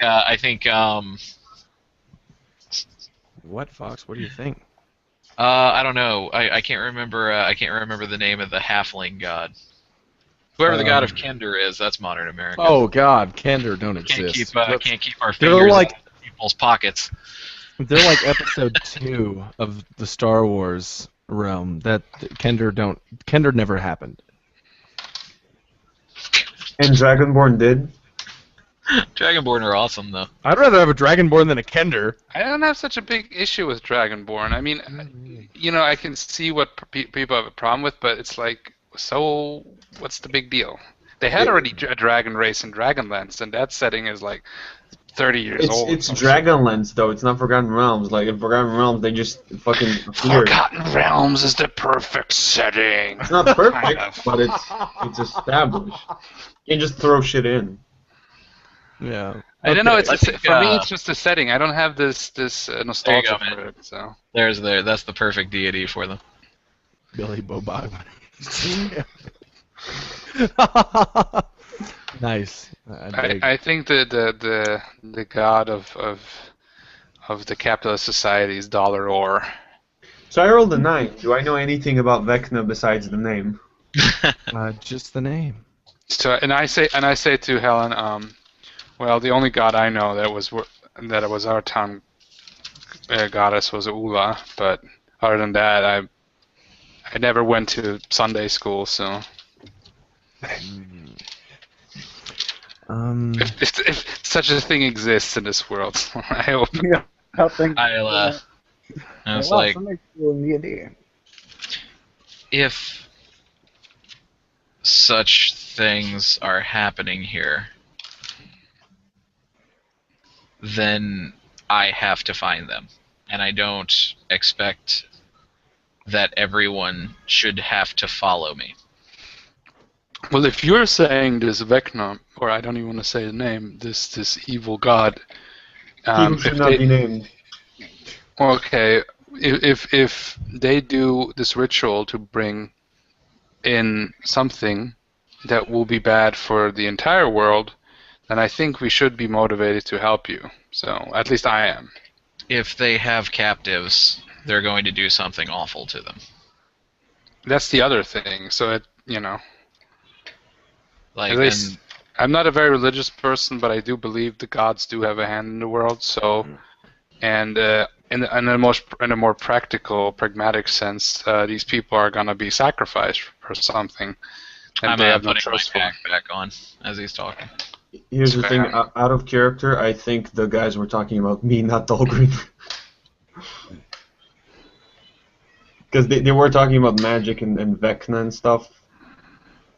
But yeah. Is that what your character's saying? Oh, you said out Nope. of character. Yeah, out of character. I was like, we need to go now. Any who will come with me, we need to find these people and make sure they don't have captives. It's like any moment we delay could be a moment where a knife meets their neck. Cassie says, you're still talking. Yes. I'm coming too, and if we go through the tunnel, then I cannot take the boat, right? No, the canoe itself is a little bit too large for the tunnel, just because of the bends and the turns in the tunnel. It couldn't fit around. Well, I leave the canoe here. If we come back, and if we do find somewhere a river, then we can deal with that later. But put it down with the oar. I take off my rope, untie the rope, and put it back in my backpack, and I follow Helen. I wanted to do the same. Well, except for not untying the rope on the canoe and stuff. And where exactly did you go, Helen? Should we go through this? Should we go through this passage or continue on, see if it wraps around?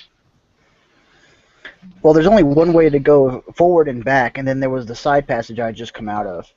So I was guessing we were going forward. It's up to you. It's up to you, Helen. I mean, it seems like something that is in your expertise anyway. So.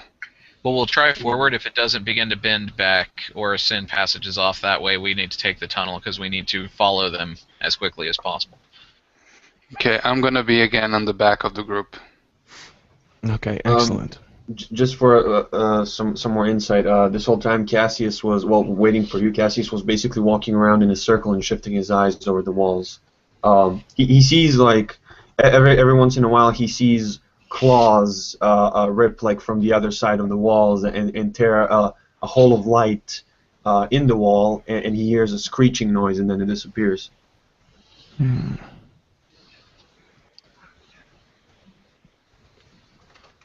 Interesting.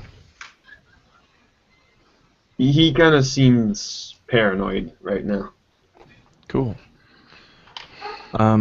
So you move up the ramp. correct? Yeah, I think so. That would be the okay. Uh, it takes a little bit of time to climb up this slippery slope, but all of you are able to do that. Fox, enter slippery slope pun. Feel free. Go ahead. Okay. Well, we gotta go stop this sacrifice, because if we let one go, Okay. You climb. You continue climbing, and it actually is not too far of a distance, but it begins to kind of snake around as this labyrinth, this makeshift labyrinth of stalactites, stalagmites, and climbing through formations and fitting yourself into small crevices in order to move through. But the whole time you hear kind of a reverberating sound. These reverberations are getting louder and louder as you move forward. And Garthor, you would know this sound from anywhere. This is the sound of metal on stone. Okay, and I'm saying, okay, and I'm saying really quietly, okay, guys, this sounds like they're mining somewhere. So maybe there's something in this mine, and I'm pretty sure this is a mine, that they really need some kind of special metal, or maybe they're using it to make weapons. But either way, I'm sure I've heard the sound 100 times since ever I've been born. This is somebody is mining somewhere. And soon the sound turns into something more than just reverberations. Now you can begin to hear the source of the sound, but not before you come into a large room with 4 different tables, some wooden tables, and what looks to be a desk space with crystal and glassware everywhere. Cassius, you would recognize this as something that your old master would have had in his laboratory. Just glassware and fluids everywhere. And everybody roll perception, please, and record your scores in the chat box. Okay.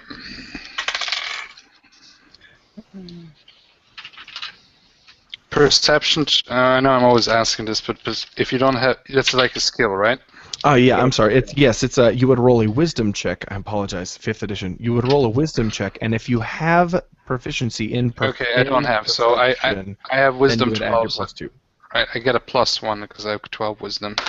Okay. Ooh, 21. Red. I have a 22. Well, again, you're a cleric. I have you a got huge bonus, though. Yeah. You are a cleric. You should. Both proficiency and a high wisdom score. So This is one of your main stats, if not your you main rolled stat. way better than me. Is what happened there. You rolled way better. Nice. Yeah, but that's like your main stat, so it should be high. I would say that, first of all, everybody sees specifically that the most horrific thing in this room, horrific things, are multiple large jars with heads, dismembered heads, floating inside of them.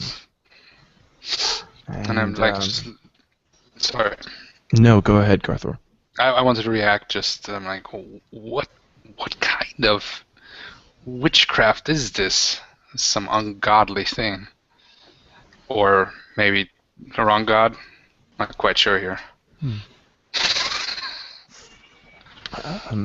You notice that, and also Garthor, as well as Helen, notice that there is on the desk is a strip of leather with a branded symbol in it, which looks like a goblin character on it. But I don't believe anybody speaks Goblin. I don't. I speak Orcish. I only speak common, so Okay. and I'm like, and I look at Helen. Can you read this leather binding thing? There's something written on it, I think. It's like, I don't know this tongue. Yeah, I'm not. I only can speak common. Was never any need to speak anything else. Like, normally I would say we should not jump to conclusions about these jars, as they may be specimens for research taken from those who died naturally. It's like, but Well, it's deer. I'm just like looking to Yasha. I'm like, with your reports of Vecno, not only Vecno worship but active sacrifice, I worry. I'm actually going to pull out my crossbow and turn to the 3 NPCs. I'm like, can any of you use this? The elven woman should have a short bow that I gave to her. She does. Yes, now give the child the weapon as well. Well, you give children weapons. Yes, great idea. It's a 2-year-old as well. How I old look is she? She's not a 2-year-old. How old is she? She seems she has the size of someone who might be 8, but the mental capacity of someone in her very early teens, being a half elf. She's obviously taken more of her mother's elven side. I'm going to kind of shove the crossbow into Dolgren's chest. I've never been a master of the shooting. And then I look at him. I take out the cutlass that I had. I mean, can you use this? Probably need everybody who can lift a weapon. I'm going to pull his hand up like over the crossbow and just like, I don't want you to use it unless we fall. And I just like look him like close in the eyes. I'm just like, you wailed and bemoaned what you've done. Redeem yourself. And I give him the cutlass, and just in case you cannot shoot anymore. And I'll slide a dagger out of my belt and hand it to the girl, like handle. I was hoping you'd hand it to Dolgren. You're just arming him. Yeah. Just gonna give him that. I'm gonna hand a dagger to the little girl. The mother actually looks concerned. For the first time since you've met her, the little girl does not look at her mother for permission. She takes it bright-eyed, and I'm just gonna like make sure she's looking at me. I'm like, not unless we fall. She looks at you and she just nods, almost look at her. very sternly. Did Dolgren also? Sorry. No, just continue. I'll say it afterwards. I just like look at her mother, and I'm just like, if they get through us, you have to fight with your love. This is for you and your daughter. Don't let yourselves be taken. Do you understand me? Do you understand what I am saying? What is going to attack? It's more than my words, what I am saying. Don't let yourselves be taken. And I'll just kind of put my hand on her cheek, like, calm down. They probably won't get through us. But you have to know this. You have to have this in your head. Don't let your daughter be taken by these people. All of a sudden, her gaze just turns into that of a stern one, and she looks at her daughter and looks back at you and just gives you a nod. She understands. And I give the elven woman the dagger that I found. The hobo dagger? Hobo dagger. Well, I have. Oh, she has a dagger already? The short bow. No. Well, yeah, she's got one, but Well, I still have a sword. 2-weapon fighting and whatnot. It just creates hobos when you hit with it. Here, take my staff, my bow, and my axe. Yeah. Did Dolgren also accept the cutlass? Dolgren yes. just, he took it okay. and he tucked it into a sash-like belt. I was like, don't you? If we encounter something, the 3 of you hide. You stay back. So as I said, I also gave her the knife, so the dagger. Cool. And she seems, if anyone would have military experience, I mean, she seems far more resolute now than any other military squad leader you might have ever seen. Just after Helen mentioned her daughter. You see a desk which has a couple vials of ink. You see that leather, that branded leather, and you, Yasha, hear something that sounds like footsteps approaching this room from the west. There seems to be one entrance into this room, and this room is just filled with tables and beakers and a couple barrels and the desk. But you hear footsteps coming toward you. Is there a place where they can hide behind, or are the barrels big enough for for like say the elven woman and her child to hide in? If they're definitely large enough to hide behind, there's plenty of things to hide behind. Okay. You would just name it. All right. I do kind of whisper out harshly, "Hold on, I hear someone coming. Footsteps. Quick, find a place to hide. We can ambush them if we need to." And I'll probably try and find a spot right next to as close to the entrance as possible.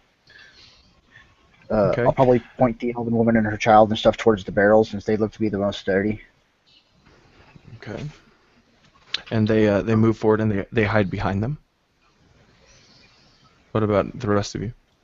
I take out my glass of my bag of glass shards, and I'm ready to take out my sword too. Cassius. Cassius will. You see his neon armor burst out in sparks, and he will it will only be for a second, and then it will fade away, just like it did before. I think I described it.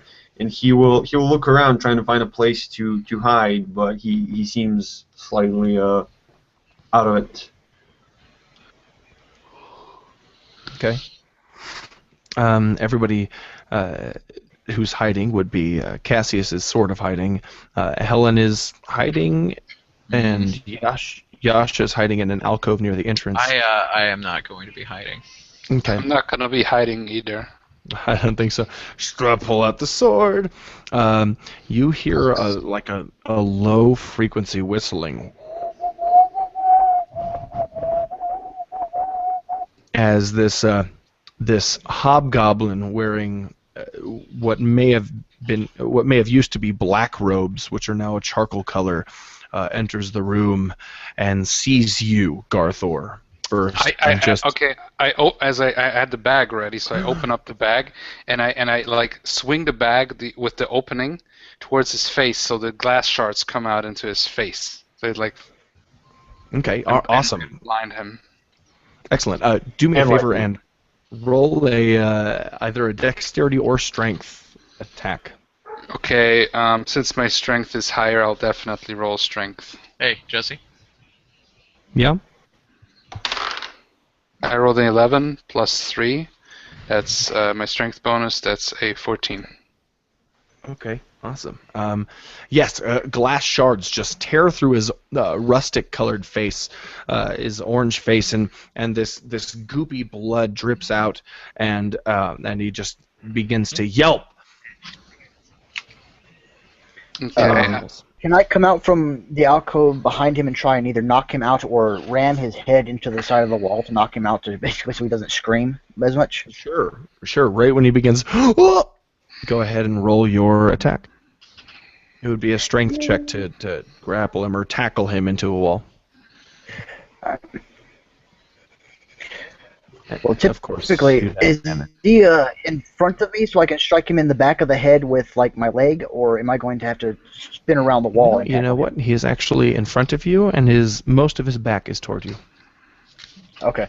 Cassius is seeing objects moving on their own, and characters around him looking like distorted nightmares, and he feels like there's nowhere to hide. And he's not trying to attack anything. You know what? It's never during the actual full-on strikes that I get this. A 20. Rad. He is. Describe to me what you do. I have out of character question. I have a question. Sure. So is he blinded now, since the shards should have entered his eyes? Yes. Yes. And okay, good. Uh, as I see Garthor basically blind him, but I do see he's about to scream, and I see it as the perfect opening for me to take to knock him out, for us to continue our strategic advancement through this particular possibly slave encampment. And I take a few light steps forward, almost hopping. And when I'm about 3 feet from him, I kind of leap into the air slightly, spinning around with my right leg extended once, twice, and then it nails onto his neck. And it doesn't break, but you do see this look cross his face as his eyes roll into the back of his head as his body spins around. And I basically say, Shuken Dotor Kikan, which in Sylvan means leaf whirlwind. Awesome. And the breath that leaves his out his lips that may have potentially been a scream sounds more like what we would know as like a broken kazoo or just an empty bag. And he is knocked out. Sounds like an air balloon being let out. Yep. Yeah, you can barely hear it. It's slightly drowned out by the sounds of reverberating mining going on further down the passageway. Okay, I say, like really quietly, I have my sword out now, and I say, could we even interrogate him, or should we just take him out now? There's a cross side to this. If we interrogate him now, we can get additional information. Of course, that takes time. Does anybody speak Goblin language? That's a good question. Does Helen, do you speak Goblin? I don't. Then I'm going to grab him by the back of the neck and the head and... Dolgrim probably speaks Goblin. Oh. No, too late. He's dead. And you looked are at Steven Dolgren. Seagal. Yasha is Steven Seagal. You looked at Dolgren like maybe. That's such crap, a Steven Seagal thing to do. You looked at Dolgren like, oh man, maybe he does speak Goblin, and he shakes his head. And I look at Yasha. Yasha, you think you are above the law? I am the law. That was Steven Seagal's first movie. Yeah, I remember that. It was a good movie. Set the example for the legend. And what I quoted was a terrible movie. What was that? I didn't hear you, unfortunately. I am the law. I think that's Dredd, right? Yeah. Well, yeah. Judge Dredd, but Dredd is cool. So. Awesome. Dread 3D was awesome. Yeah. Well, I just call it Dredd. Different movie. It was. He says that good. all the time in the comic books. It's closer That's where they got it in the movie. it's closer to the comic book for sure. So I hope that Anyway. they actually do make a sequel. Anyway, neither here nor there. Okay. So I say, okay, I guess we should move further. Go ahead, Yasha. I'm Then actually what I wanted to say something real quick, if that's okay. Go ahead. go on. I was just kind of looking at their feet and looked up like Yasha was helpless. Maybe he was a priest of Vecna, though. He could have summoned something or killed us with a gesture. Salus is now clutching Helen's sleeve. Although I must agree with Helen, he was helpless. He was. That's why I threw the glass to injure and blind him, but not kill him outright Simply necessarily. ask yourselves this. If he had woken up early while we were still in here, would you have actually been able to look at yourselves if they were hurt? And I point towards Silas and the daughter, Kaylin. Well, once you point to them, Salus, who's clutching Helen's sleeve, says, "Is he going to kill us too, Helen?" I just look up and it's like, who? And she's staring at Yasha. It's And like, she of looks course not. terrified. But she starts a sentence, but he... And it trails off. By the way, Cassius is looking at look like basically like like completely disordered piles of flesh, like creatures from like a monster book or something. I gotta You want ask to you roll for a the will save to see if you attack? out of character. My character I has should. to ask your character for on what peyote you are on because that must be some great stuff. Yeah. What? Here's some of that shit. A little bit of scarecrow venom in there. There we go. Oh yeah, exactly. Yeah, right. Which of the elven drugs do you use? Because it doesn't sound like the type the wood elves use. I think that sounds more like an orc drug. Yeah, or a drow. You set the DC, it's a 13, so whatever you say. I will look at I would look at Yasha. I mean, that was I was like, we're not. My intention is like, I don't. And my intention isn't to scold or. It's counsel. That's all. It was helpless, Yasha. I And think I was looking at her, and it's like, of course, Yasha is not going to hurt us.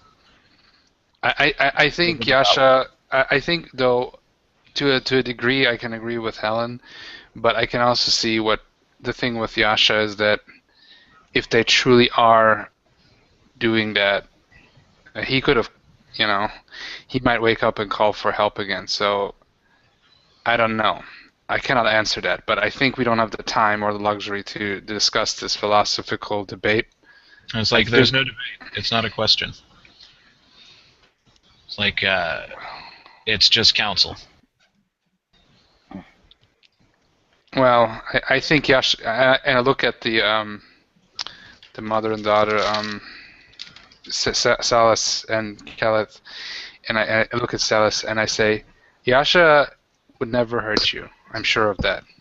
I don't know him that long, but I'm sure of that he would never hurt you. He has the best of intentions towards you. And when this is kind of becoming really a war here. And in war, things happen.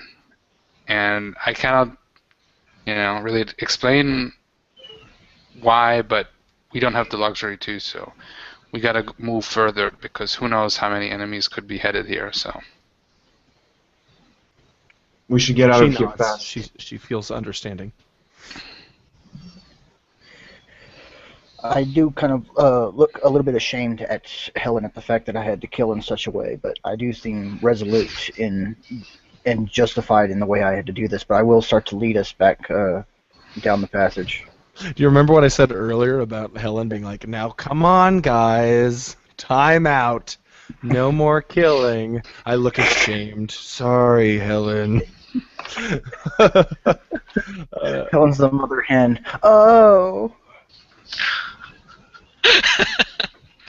Yeah.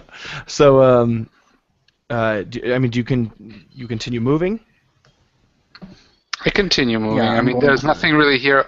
Although I look at the leather binding, and I'm like, look at Helen. Should we take this? I like point it up. Should we take this? Like, I don't know. It's not something that I know about. I would look to Cassius. I believe I think his schooling would be more. I think he would have a better idea of what to do. Well, I'll give it to Cassius and see what you can do with this. But let's move. We're surrounded by enemies here. I'm pretty sure of that. Before we do that, I'm going to dump the body into one of the barrels. Okay. You open the barrel and you see some beautiful, beautiful scented wellberry wine. I'm going to grab that out of there before I put the body in there. Well, the entire thing is filled with wine, so you fill some flasks and then dump the body in the wine. Wait! As he's trying to do that, wait 1 second. Wait Whoa, 1 whoa. second. Wasteful here. I take the water skin that I have, and I fill it up. Is it a barrel? I thought It's a barrel. And I'm like, do you have? Well, at least let me fill up this water skin. So I do so. Yeah, This is my vice. Let's drink. Yeah, before we make any rash decisions, let's make a barrel call. Well, the less we spill on the floor, the less people will want to look in the barrel and find the dead hobgoblin and the spoiled wine. They're gonna be even more angry. I smell So the we just basically wine. form a So line in front of a barrel going, fill him if you got him. I'm not saying it's spoiled now. I'm saying that once we put a hobgoblin in it, How quickly it hobgoblin- goes from, gentlemen, we shouldn't have killed him, to, oh shit, booze! Yeah. that's D&D for you. no, much it as you goes to can. well, what's done is done. But now let's try to not get caught. Yeah. Is Garthor? Sorry. No, it's cool. I can wait.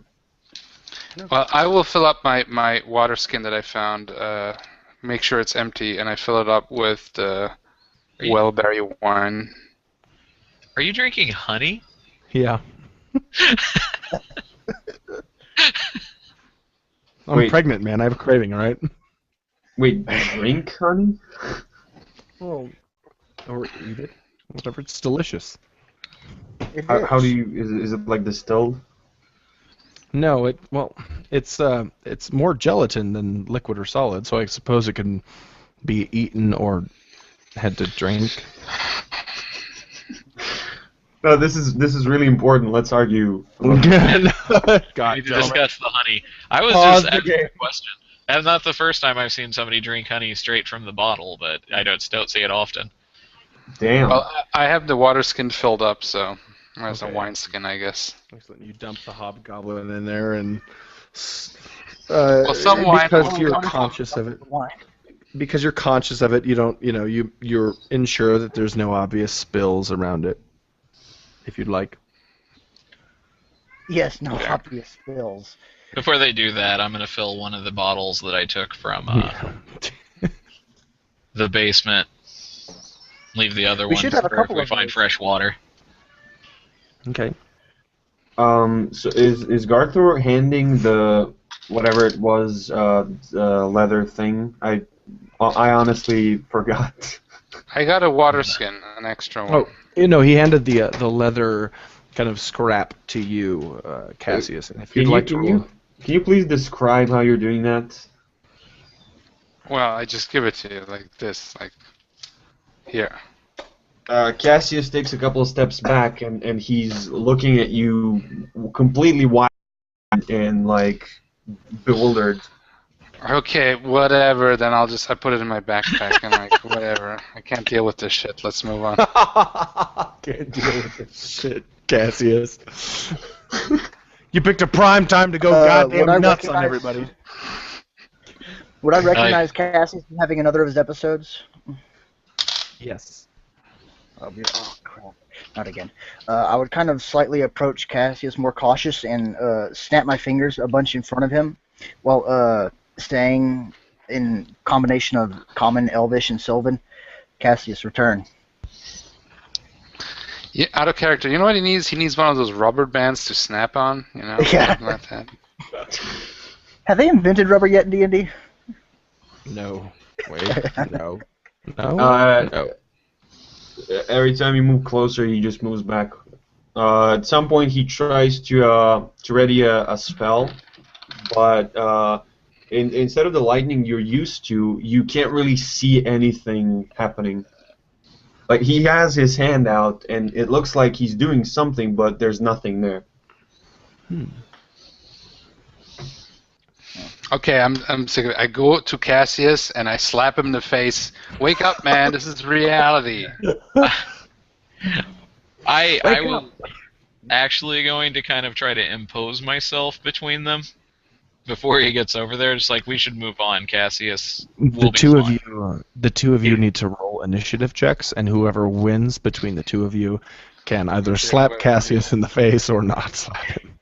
Slap the Cassius. I got 21. Why do I have my... Oh, give me a second here.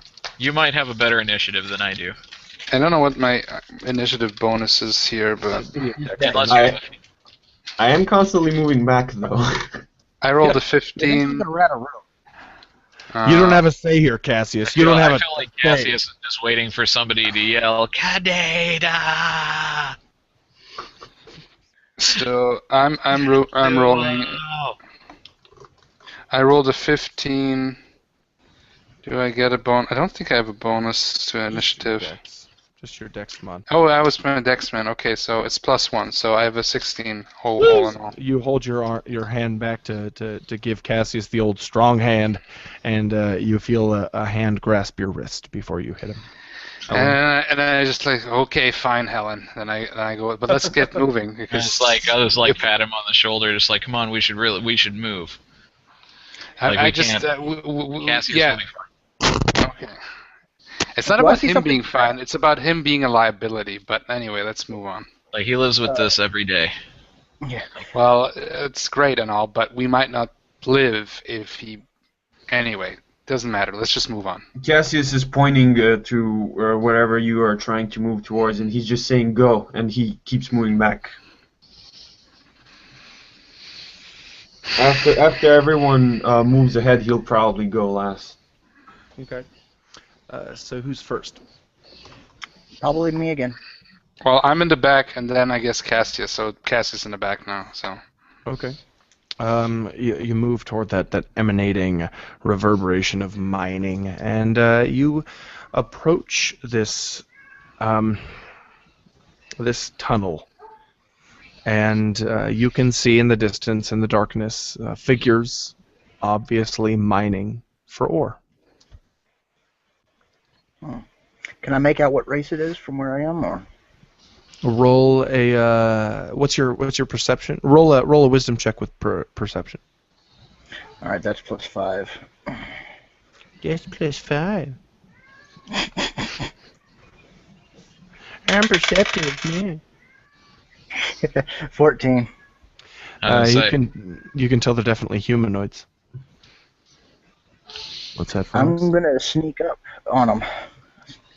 And it's I like, should can't we? tell if it's friend or foe. How many of them are there?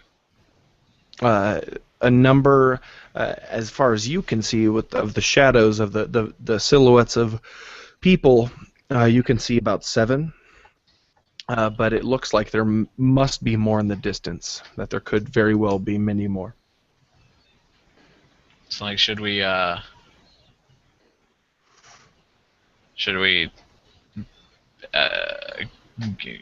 engage them, or should we try to slip past and look for leaders? I was going to sneak up closer to see what race they were, and if they were hobgoblin, either sneak by or engage. More than likely, just sneak by. I say we try to sneak by, and if we get caught, then we can still engage them. I think we can. I think we can do both. Okay. Oh, Everybody- a sneak attack, you mean? We can do that. No, I mean, Yasha is extremely light of foot. I'm sure he can find out who they are. Yeah, I have a Sounds movement good to speed of me. 5. Okay. No, watch him roll one on a sneak check over there. Everybody roll your stealth. Okay, It'll be a that's like dexterity check plus your Dex- stealth if you have that. I don't Oh have yeah, stealth. yeah, I got a 20. Okay, I rolled a Put it in 17 that box. I was plus. gonna say, I'm hanging back. Combination of 26. Well, I rolled a 17 plus a 1, so 18. Excellent. You guys, and are you in the back with Cassius, Helen, or is Cassius moving forward as well? I don't know. I'm not trying to sneak over there because I'm pretty sure the armor I'm wearing inflicts disadvantage on stealth tests. If Okay, it's so heavy Cassius armor, is moving forward. I assume Cassius is moving forward, right, Solar? Well, I since do have a chain shirt, I believe, so. You posted your stealth check in the chat box, so I assume you're moving forward as well. Yes. Okay. Either way, all of you had very excellent rolls. You are incredibly stealthy as you maneuver your way past the rocky outcroppings inside of this natural cavern. It's fairly flat slope, but you approach these figures. And as you approach, the first figure you see is a man, and he looks to be a sailor or a captain, some sort of naval officer. He is still in his naval garbs, though his naval garbs look wet and shredded and moth-eaten and disgusting. And then you realize that this man doesn't have a jaw, but he's just swinging his pickaxe at this stone, shredding this what looks like an iron ore off the stone. And any closer look realize that this man is in fact no longer a man. He was dead and now is living, and he just swings one at a time. And then you realize that every single person mining in this passageway is a zombie. And I say really quiet. Well, I don't say anything. Better yet. Yeah. It's just like constantly going through my mind. Dear God, what the hell have they been doing here? What's going on? This is insane. What the fuck is going on here? Is this what they've been doing for the sacrifice? Is that what you're saying or just thinking? No, this is what I'm thinking. This is what's going on in my head as I'm trying to rather quickly back up. The zombie, the sailor, sets his pickaxe against the rock and moans, and then leans over and grabs some of this ore that he's chipped off and places it into this rectangular metal container and picks it up and just slides his way down the passageway. Not toward where you came from, but away.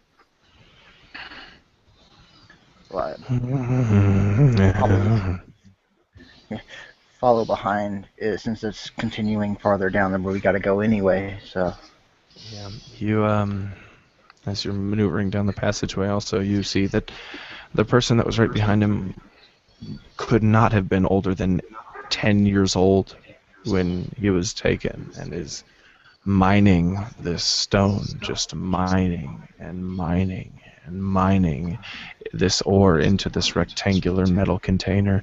And so is the case for men, women, and children, all undead, mining in this chamber passageway.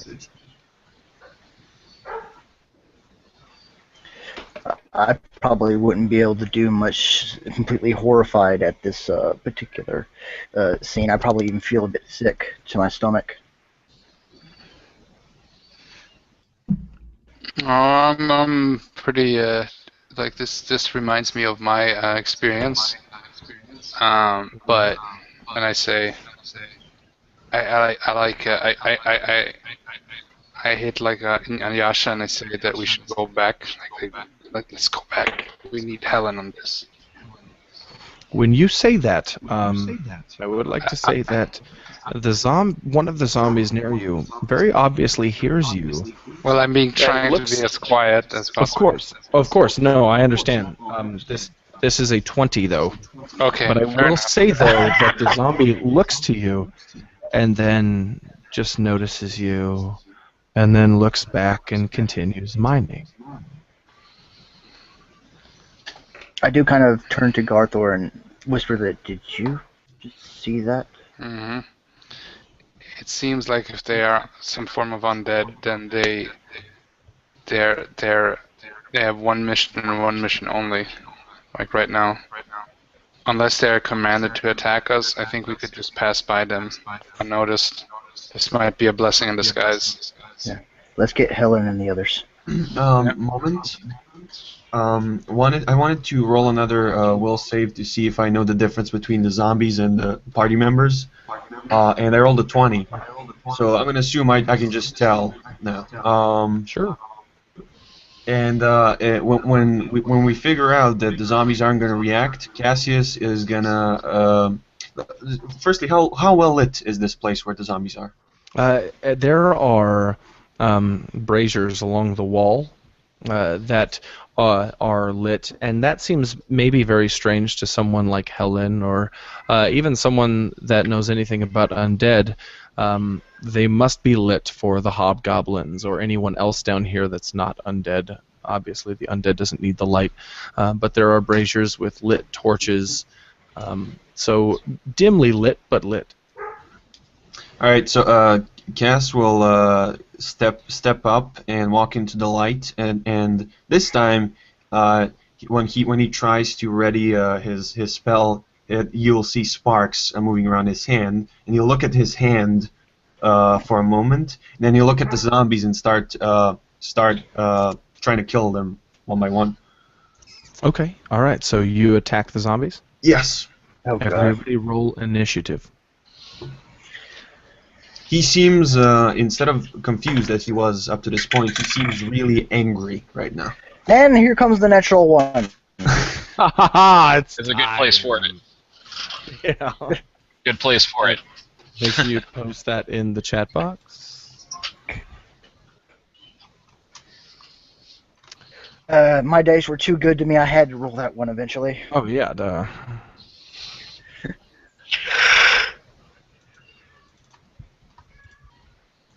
By the way, just to mention, it kind of looks like, as opposed to the way he was afraid earlier, now he has his senses back, and he has his abilities back, and he is really angry and wants to make up for that moment of helplessness.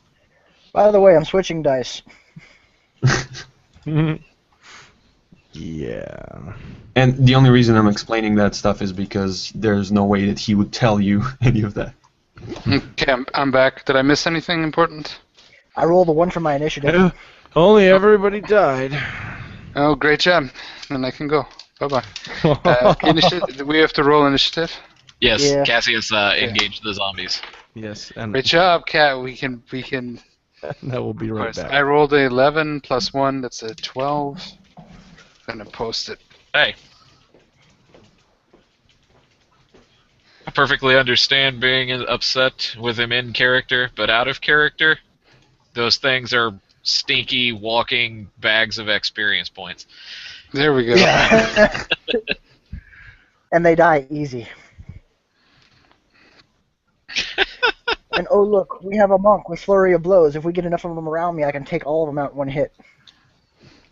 Basically, the way Cass sees it, they're not alive, and he likes destroying anything that's not alive. And right now, he's feeling pretty down, and he's angry because of that. And I'm just Oh, wait, yelling you it, know- and I'm saying, Cassius! No, now let's see if we get the best case scenario. They ignore the attack, and we can just take them out one at a time. I don't think Barker would do that. It's I just walk up behind them, crack their neck on each one. There we go. The Steven Seagal method. Cock puncher. Cock puncher, yeah. And This might whole I thing reminds mention, me of a sitcom. This whole thing reminds me of a sitcom. And she's like, "Oh, Cassius, what do you expect?" No. I need to see that Onion movie because for that skit alone, it must be great. Oh, it's through the whole movie. Like, there are advertisements for cock puncher and little clips spread throughout the whole movie. It's great. might I mention, we don't know how many zombies there actually are, and if we do end up dying, any of us, I'm really sorry, but I'm actually trying to roleplay. No, it's fine.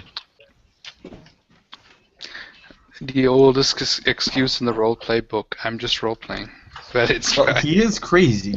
I am kidding. I am kidding. Yeah. It's fine. Well, And let's you- look at it this way. Cassius has My- unlimited cantrips, and there's a whole bunch of small zombies coming this way. If worse comes to worse, I, hold on. What did I do with my thing? And, Oh, there's, here's okay, the that's a thing. good place. Here's the thing. Your character already said that I'm a liability, so it's kind of your fault. Of course, it's my fault I'm now. just kidding. No, I think it's my fault, if anything. Why? Because I was the one that's just like, don't worry about it. Come on, we'll just go. But How is it hopefully that- this is where Cassius proves useful. Even If though I was he's going to say, done. if worse comes to worse, I can turn once today. So, Nice. The zombies will go first, and this first one will immediately go toward the first. Hang on, wouldn't it be like a surprise thing? Uh, actually, if you since take they 14 saw, since they know you were coming, they would not be surprised. Okay, But good point. Yeah, it was the speaking and they noticed, and of course the natural 20 perception check by the zombies. That helped also. So the zombie will turn around, and the first person uh, in the group would be Yasha. And so this zombie, after being just struck by this notion that he is about to be attacked, this zombie that looks to be a prisoner has chains across his wrists, but loose enough to wield this pickaxe, just turns to Yasha and moves forward and stumbles and swings the pickaxe at Yasha. And what is your armor class, Yasha? 17.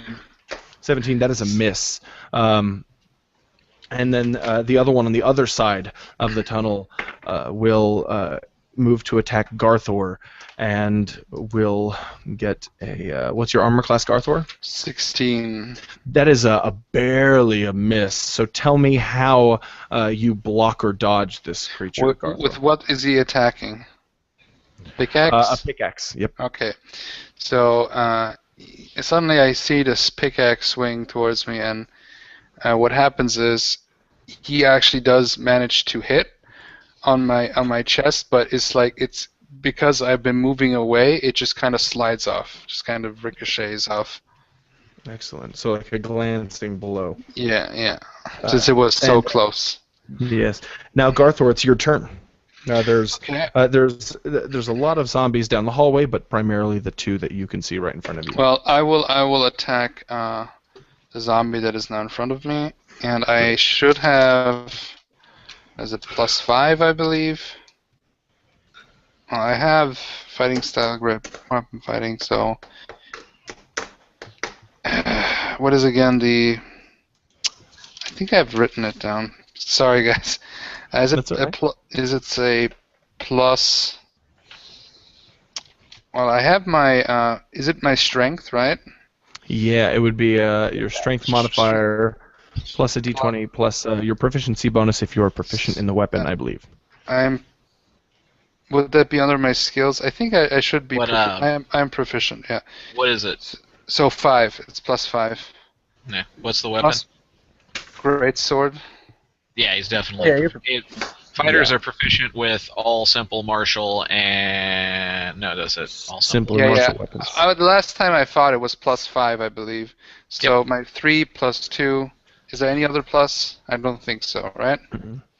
So 5 is very Strength proficiency. Your strength mod plus your prof. okay. I rolled a 10 + 5 is 15. Okay, that is a hit. Okay, then I will roll damage. Do it. I rolled a 6. Plus your strength great modifier. sword. Yeah, that's a 9 then. 9. Okay. You slice him open, and out of his guts pours this mixture of grave soil and maggots, just out onto the cavern floor. He looks incredibly wounded and weary as he attempts to let out a shrill scream, but instead just comes out a gurgling air, a soft wind, and he's still standing, but doesn't look too good. Would you like to do anything else? No, I'm fine. I have an extra action, and I could technically move, but I'm fine where I am. Okay. It's Tell like him. I have a main action, a move action, and what is the third? A minor Bonus action. You bonus action. Yeah. Okay, yeah. You also have What would Action you like? Surge from 2nd level, which allows you to take for once a day a extra full-on action. Yeah, I know that, but I'm gonna save that when I actually need it. So Okay. Helen, Yes.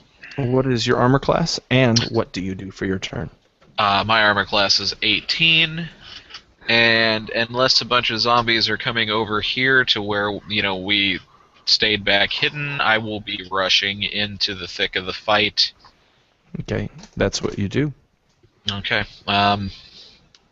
With Then your old mace. I'll Just basically rush up to the first, to the first hostile zombie I see, bat its weapon aside, and bring the mace down on its skull. Excellent. Do that. You see a zombie attack Yasha, and then another one kind of in between the two, kind of break through a gap. So now there are 3 total, and you approach it. Go ahead and roll your attack. I have a 20 altogether. Okay. That is an immense hit. Go ahead and roll damage. I did 4 points. Clink. Bonk. Tink. Oh my god, I'm gonna put you in such a hurt. Nice. Would you like to do anything else before Cassius?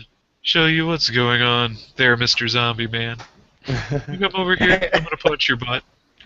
Okay, for some reason I imagine Mr. Bean as a cleric and then trying to swing his mace and doing absolutely no damage. And then he just looks like his face. Like, No, that's it for me this round. What's your armor class, Cassius? Moment. Armor class is 13 plus Dex. 15. Okay. And you were preparing a lightning spell to fire at the zombie. Did I say lightning, by the way? I think you did. Maybe not. I think it was but you were preparing a spell to attack Yes. the one that was attacking Yasha. That Or I you was. can attack whichever one you want. That it was. But I didn't realize that I said I was preparing anything specific. It doesn't have to. didn't. Okay. You said attack. Okay. What? Yeah, is it my turn? Mm-hmm. Oh, okay. How many zombies are there altogether now? Roll perception.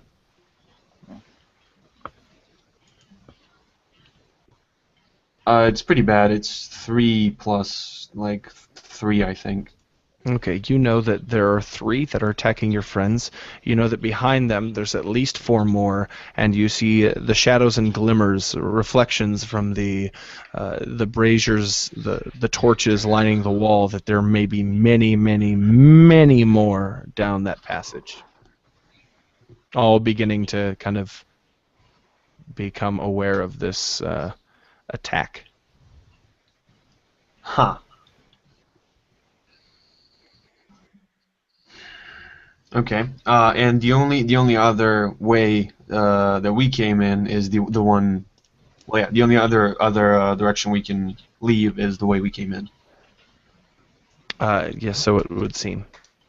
The zombies were putting stuff in like one of those mine cart things.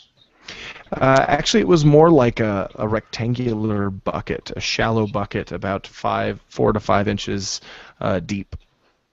Okay. More like a baking pan with handles. Is this like let's call it a corridor? Is it wide enough that like 2 or 3 zombies can move one next to the other, or players or anything? Sure. Yes, I would say up to 5 can move abreast. Okay. Just let me find the effect here.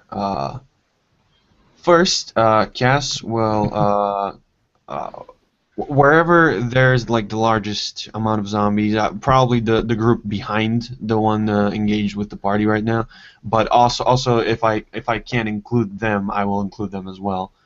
I would like to cast Burning Hands, which just a second. You have to be touching. 15-foot cone. Really?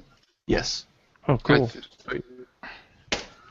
So Cass will try to...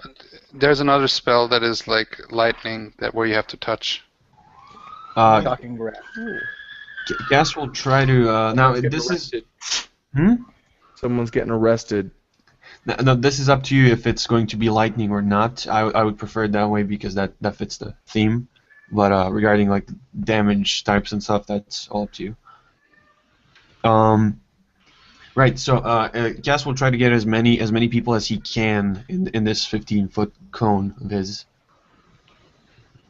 Okay, and so that would be, if you're behind the party, that would be including your party members? Yes. All right. Um, basically, Burning Hands, each creature, which is all of you, and the zombies, must make a dexterity saving throw right now. Unless Ooh. two of them can avoid it because I can do that. Oh, because you have, what is it called, shape spell or something? What is it? It's an evocation thing. I don't remember what exactly it's called. Well, I need to know. I'm the dungeon master. I can't. Oh yeah, I can. Okay. I can summon Richard Simmons down here to do getting fit to the oldies. Jeez, I'll find and it. then all of the zombies will die from exhaustion as he says, "Come on, girls," and just starts doing jumping jacks. Yeah, find the spell. I was actually Summon Richard Simmons. That's a good spell. I was actually trying to find it, but Summon Simmons. Summon Simmons. It's Well, called that could Scald. be Gene Simmons. If you're not careful, you could get True. the frontman for Well, Kiss. you know, he is also known in his Kiss persona as the demon, so that actually would make sense, kind of. Wait, actually, this is 1 plus the spell level, so 3 party members. Ooh. So now you have to do. Okay, so you can choose everybody then. Yep. Red. And So- I was actually trying to find that previously. That's why it took me so long. Okay. Because for some reason I can't find where I wrote it down. But anyway, What's it called again? Sorry, just so I remember. the ability Yeah. sculpt spells. Sculpt spells. Okay, cool. That's what I thought. Okay, cool. So the zombies will make. Dexterity saving throws for half damage, And what is the DC? the DC is? Hang on a second. What's your intelligence Some- bonus? 8 plus proficiency bonus plus intelligence. 13 is the DC. Excellent. Well, out of the 5 that are within this area, only one of them saves. So you tell me, roll 3d6 and tell me how much damage the other 17 take. damage. Okay, so that would be 8 total for that one that survives, and all of the others tell me what happens. Cassius, as he's already trying to cast a spell now, is it cool with you if it's lightning and not fire? That's fine. Okay, so Cassius is sort of gathering, like you all seen Goku, so basically it's kind of like gathering energy in his palms, and he's going, my turn, and then he goes and fills the corridor with lightning, like shoves his hands out, and there's just lightning everywhere. Excellent. Lightning everywhere. Aboleths. You see an immense amount of energy fire down this corridor, and 4 the zombies that you were fighting completely drop dead. One more drops dead, and there's another one that reels and drops his pickaxe on the floor. And further down the corridor, the sound of reverberated mining reverberations from the metal on stone action. Dwarf porn has stopped. No more sound. Just stop. Like, what the hell just happened? And I look at Cassius. Cassius looks like really fucking pissed off. Like more just in general than at someone. Well, I guess this fight is over.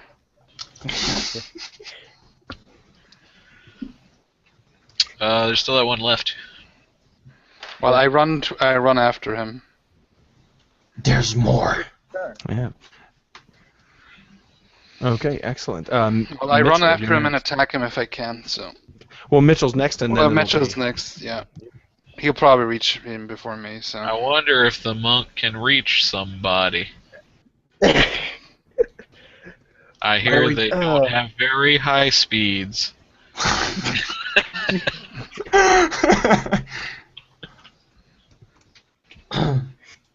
Okay, Barker, which is the one that was left alive? The one that was left alive is on the left side of the corridor. The corridor does turn, though, and you see that there are many more clutching pickaxes and clutching their ore bins and just moving down the corridor toward you. But that one that's closest is the one that was hit for lightning but did not die. Alright, I'm going to attack him, and Barker, when I'm hitting and doing damage, tell me when I Wait, kill did him. I just rhyme? Because Flurry of Blows has to be activated after my normal attack, and after you've already declared damage and stuff. Okay, so tell me again what you're doing. I didn't hear. Oh my god, that rhymed! I can't. What? What, Mitch? I'm going to be attacking him. If I kill him anyway between the two attacks that I'm doing, tell me so I can continue my movement down towards the other ones. I may or may not tell you. Yeah, I'll tell you. Oh god. Alright, first attack roll. And this is with the non-1 dice, so let's see what happens. That's actually pretty good. 6 plus 3, that's 19. 6 plus 3 is 19. That is a hit. Let's roll my D4 damage! Yeah! Don't spend it Not all bad, in one 7. place. 7. Wow, you rolled a 7 on a D4. Wow. Yeah, you kill him. Plus Tell me my- how that happens.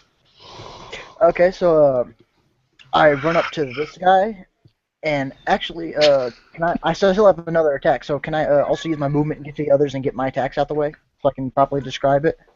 Sure. Alright, That sounds so good. I have 45 You're movement. moving down the corridor, and you see what looks to your eyes as at somewhere in the realm of the 40s of more zombies. Okay. So the midlife crisis of zombies. There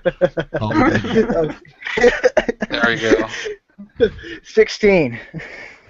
16. That's a hit. Alright.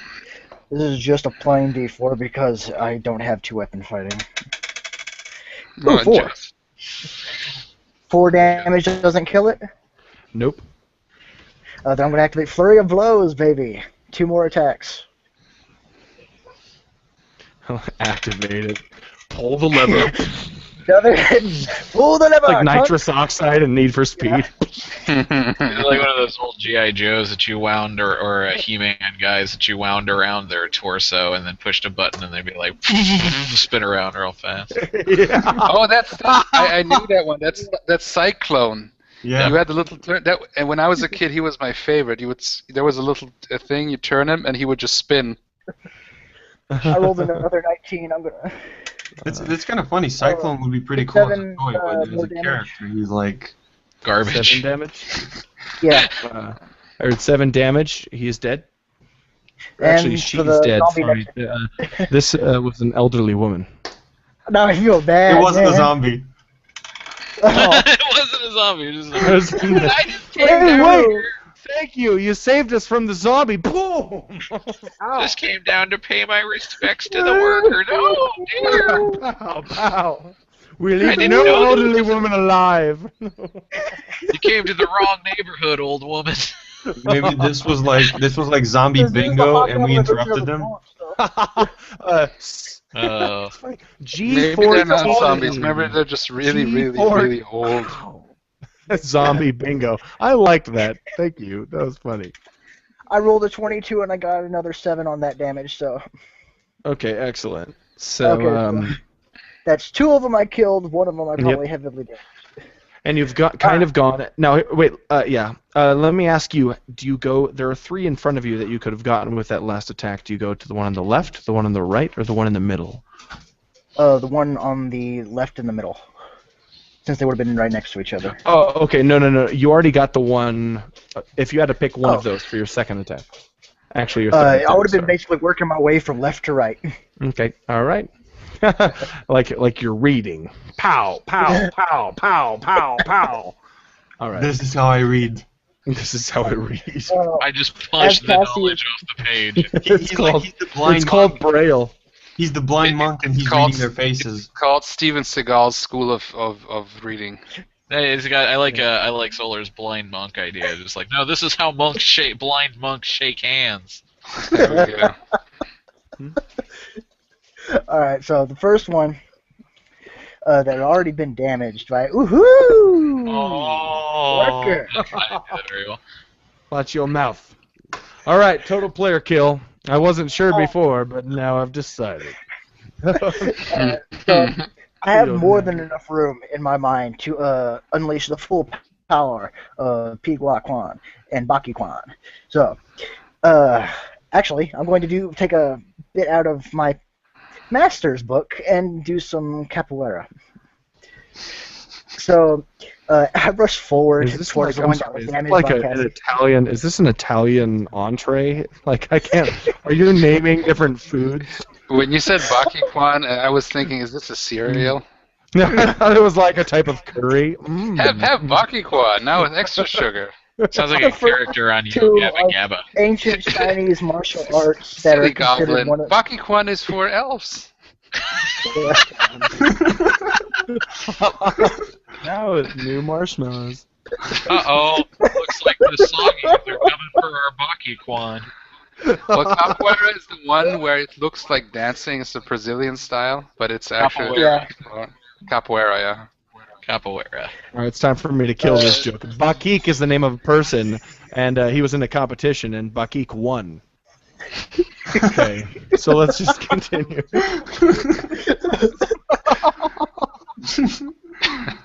We are on a roll. Oh. Alright, so I'm racing forwards towards the one that was most heavily damaged by Cassius' attack, thinking that I can kill him the easiest. So I spin my body around, gaining as much centrifugal force as I can, and bring my the flat of my hand up to his eye and completely almost submerge the hand in there. You hear a crack as I force the way through the weak portions of the skull and into its brain as it flies back, and that's when the blue ethereal energy starts coursing from around my body as the veins on my arms and the rest of my body covers me as my muscles are pushed to their absolute limit. Its body flies back from the amount of force, but I continue my spin and land on my hands as I spin my legs around twice towards the zombie on the left, nailing him into the floating ribs, causing him to keel over with my right foot, and then bringing my left foot around as well, causing him to strike at his neck, completely ripping its head off as I continue my spin. When I reach, after a full rotation, I place my right foot down and do a backflip kick off of towards him like that, and land my other foot on the other one's shoulder, cracking and breaking through it as I completely dislocate it, almost nearly ripping it off. So you even look like the Avatar, by the way. I just love how everyone's like, yeah, I blocked the shot and I hit him, and Garth was like, I cut him across his chest and I shoot lightning, and then all of a sudden, pow, pow, pow, pow, pow, and Salas says, why are you guys even here? Yeah. All I they see all is go- like Provide your own moral support okay, then. literally, this is like 5 seconds. This all happens in 5 seconds. So I swing my sword, and we have Helen swing her mace, and then all we see is like lightning and everywhere. You know, it's like it's a Dragon Ball Z cartoon, basically. It's like Street Fighter. Okay, wait. Me and Helen, we are like the two humans. You know, there's the one bald guy with the eye, and the other one who does the wolf attack. They're the most powerful humans on the earth, but they're Krillin and so Yamcha. useless. Yeah, they're not Krillin, not Krillin. No, it's Tien. Yeah, No, you're Tien thinking and- of Yamcha. Yeah, Yamcha. Yeah. So basically, The wolf thing. technically, like the human He characters sucks. in Dragon Balls, after a while, they're so useless that all they do is just sit around and watch the action, and they're technically the most powerful humans. So Well, hey, that's Gohan how I is feel right now. What else Hey you now, gonna do when you're the Gohan most is a powerful third human? human. Well, he's half human. No, he's a third human. Chi-Chi is half demon. I vote that this line has now been crossed. Okay. As I finish it, you hear up above you guys, combo. Combo breaker. Fatality. You're gonna- Do you remember that episode where Goku had been training in a billion degrees, a billion times gravity, and he just tried to lightly slap Chi-Chi on the shoulder and punched her through a tree? Oh, I remember that. She survived that because she's half demon. Like her dad is a demon king. I don't remember that. He gave Goku the fan, the magical fan. I don't remember that. You know That was why? useless. Here come our dislikes. Because I've never seen an episode of Dragon Ball Z. That's fine. Yeah. Thank you, Solar. That's okay. I like it. I'm not the biggest fan of it, but I do enjoy it. But honestly, you don't lose too much, especially if you're not a big anime fan. Here's what I say: if you want to watch Dragon Ball Z, either watch Dragon Ball Kai, or watch Dragon Ball the Abridged series because it's so much better. Yeah. Honestly, even if you dislike anime, you might like Dragon Ball Z. But also, I've only ever seen like the original thing, not Z, but like the first thing when he's like growing up. Anyway, I think we should continue. All I wanted to say is all I see is lightning and things being punched. I think the next monk I play will be based off JoJo's Bizarre Adventure now. There we go. Every time I go into fight, I'll just be like, Ora, Ora, Ora, Ora, Ora! I'll make mine basically E Honda, and all I will do is and that's all he does. I'll make mine a bender. There we go. I don't want to make it too complicated. I like benders. I will make mine based on Bender from Futurama. Anyway, let's continue. Come on, let's roll. Let's do some shit. Okay. The zombie on the left will get punched by Mitchell and will attempt to strike him back and will miss. And then another one will definitely move over to get to Mitchell yet again, and he will miss. And then the third one will go to Mitchell and he will hit. And he moves forward and he digs his long teeth into your wrist as you're punching, and you can see, looking at his head, that his ears, of course, they are rotting flesh, but this looks to have been an elf who had his ears clipped. And he will do a total of 3 points of damage. Ow. We must kill Mitchell now because he'll become a zombie. He's gonna turn. I just want to mention, with how much damage I just did. If your characters are thinking that, then you might remember that someone in your party has already been injured by a zombie in this campaign. I know. I was kidding, really. Oh no! Oh, I wasn't. Shit. Okay. All right. And then two more move down the passageway toward the rest of you. So, Garthor, you're up. You see two more zombies coming down. You know that behind those two zombies somewhere, your friend Yasha is under attack by undead. And I'm not really worried for him because because Mr. Steven Seagal, Mr. Lightspeed. Anyway, so I go to the two zombies and I will attack the closest one with my two-handed sword. Can I roll, or do I have to roll initiative, or just you're up. Roll initiative? Okay, I move. My move action is that I go to the zombie and then I attack. Okay, left or right? Or right in the middle of them. Who gives a shit? I'll go with the left one, and I rolled a 15 plus 5. That makes it a 20. That's it. And yeah. 5 points towards lawful. What I do, I run like this with my sword up, and then I swing down towards his head or shoulder. Excellent. So I have a 20. So should I roll damage? Because yes, roll damage. Unless he's a special zombie. Mm-hmm. Okay, I rolled special snowflake zombie. This zombie has a diamond on its head. This one has a tramp stamp. Well, if anyone, Anyway, I roll an 8 and I add 3. It's 11 damage. Excellent. You split the zombie in two with your greatsword. Just cleave it in two. And is there anything else you'd like to do now that there's another zombie on your right and one a little bit further down, straight ahead of you? But the closer one is the one on your right. Is there anything you'd like to do while he's kind of glaring at you with dead eyes? No, I think I'll still save my bonus action because if he attacks me, I should be fine. Are you being attacked by zombie Elmer Fudd there? He's staring. I'm I'm hunting. hunting. Adventurers. I'm hunting Gothors. Gothors.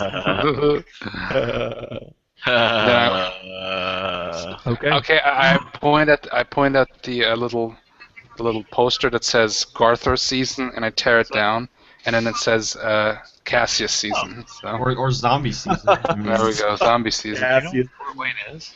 Excellent. You tear it down. We'll wait for Helen. Right. No, we'll wait till we get back to the Hoosier Dome. I'd just like to mention, because no one's played Planescape here, in Planescape, every single zombie has personality. They have like things attached to them that are cool, like clues or something, like earrings with puzzles in them that you can find, like paper rolls and stuff that has cool and useful things. And some of them carry like bandages and stuff. Some of them you can tear the arm off one of them and use it as a weapon because it's like basically falling offward. Every single zombie has something, and at some point in the game you get the ability to speak to the dead, and then you go back like to this beginning area where all the zombies are, and then you realize how much personality they have. Nice. Are you spoiling the game for me right now? Yeah, Not really. please no spoilers, because I Honestly, have the not game. really. I have the game on my GOG account, and I would At like to some play it. point in the game, there's a Justin Bieber cameo. There we go. And you kill him. Now, I'm not going to spoil it, but you do get to kick his ass. I remember we talked about it last time. What was it? What were we talking about? I can't remember. I said there was a Justin Bieber cameo, and you told me to fuck myself, Solar. How do I remember that explicitly? Yes. He believed me so much that he was like, "Fuck you." It was great. I thought he was going to leave the room. You actually fooled me, like, for real. I know. Let's. Is it my turn there? Yes, it is. You're up. All right. If that zombie that I just hit is still there, I'm gonna hit it again. It has actually been wasted by the lightning. Oh, So cool. now you see Garthor charge in front of you and cleave a zombie. To the right of that zombie that he just cleaved is another one, and behind it you can see a total of 9 more, plus many, many more behind, and they're beginning to gain ground. I'm gonna move. I'm gonna go about 10 feet past Garthor Okay. on his So right, you're okay. so that any of them that want to walk to him or Yasha, who I believe is back around Garthor's area. Mm-hmm. Maybe a little bit Yasha more. went in front. He's actually, I think Yasha's a little bit more in front of me. Okay. Yes, I'm he just is. trying to He's in front basically of you set it on the up so left. that any of them trying to meander back to Cassius, Garthor, or Yasha have to walk through a whole lot of threat ranges. Yeah. Okay. So Gotcha. let's try to give them let's kind of like make an angle towards the wall so we can try to funnel them through a Congo line of opportunity attacks. I have a Gamer. 21 total to hit. Okay, go ahead. That is a hit. At this zombie, not the one next to Garthor, but you were able to kind of curve around and find another one on the right-hand side. I mean, there are so many there. All right, I have a 5 damage here. Excellent. You club him across the head, and his jaw flies clean off with some morbidly disgusting, rotten skin along with it. Yep. Cassius, you're in the back. I'd like to point out, though, just as a side note, everyone wants to play monks now, and monks have always been cool to me. So Yeah. fuck you guys. Oh, I've loved monks since 3.0. First time I can be a hipster. I think you don't want that really, but okay. No, I don't You care. shouldn't want that. No, I don't it's care. cool. I liked monks when everyone hated monks. So It's not Well, about here's the. the thing. Here's the thing you got to always remember. I never hated monks myself. Everybody is a hipster. yes. There we go. Everyone. Everybody is a hipster if you get them if in the right conversation. So Nice. Was that your wife just laughing in the background of that? I don't know what that laughter was. That probably something on a laptop. It was an out of context D&D. It's a out of context D&D quote, which I've been thinking about submitting to from this campaign.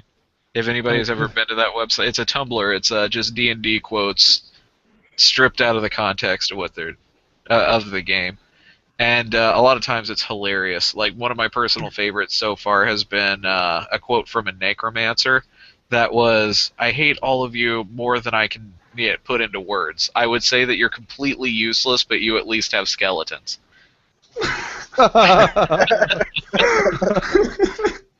All right. Cassius, what there do you you go. do?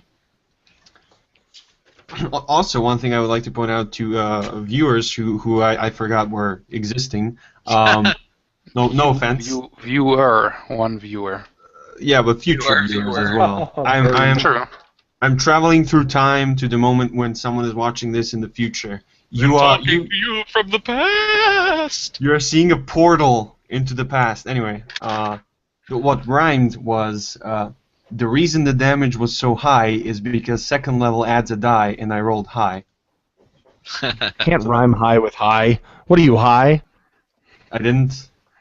It's high with die and then die with high. That's like... It's okay. He didn't even try. Yeah, it was unintentional completely. That's the Why? thing. Anyway. Anyway, I'm probably just gonna say bye. I think he might have said a lie. Are we sure we want to fight? Can we We- continue? Because I'm gonna cry. We should make a sandwich with rye. Oh my god. I'd ask the That zombies was a what they stretch. were doing, but I don't want to pry. I'm going to pluck out my eye. Oh my god, this is so annoying. I'm just gonna sigh. Anyway. You guys are killing me. Holy I'm gonna shit! die. It was a huge fly. You're such a funny guy. Isn't it Cassius's turn? I think it's time some of these zombies fried. Oh my. I can't think of any other words that rhyme with I. Is that your wife who is now a passerby? Oh, nice! Fox's special ability I didn't see her because she's very sly. Fly. Oh.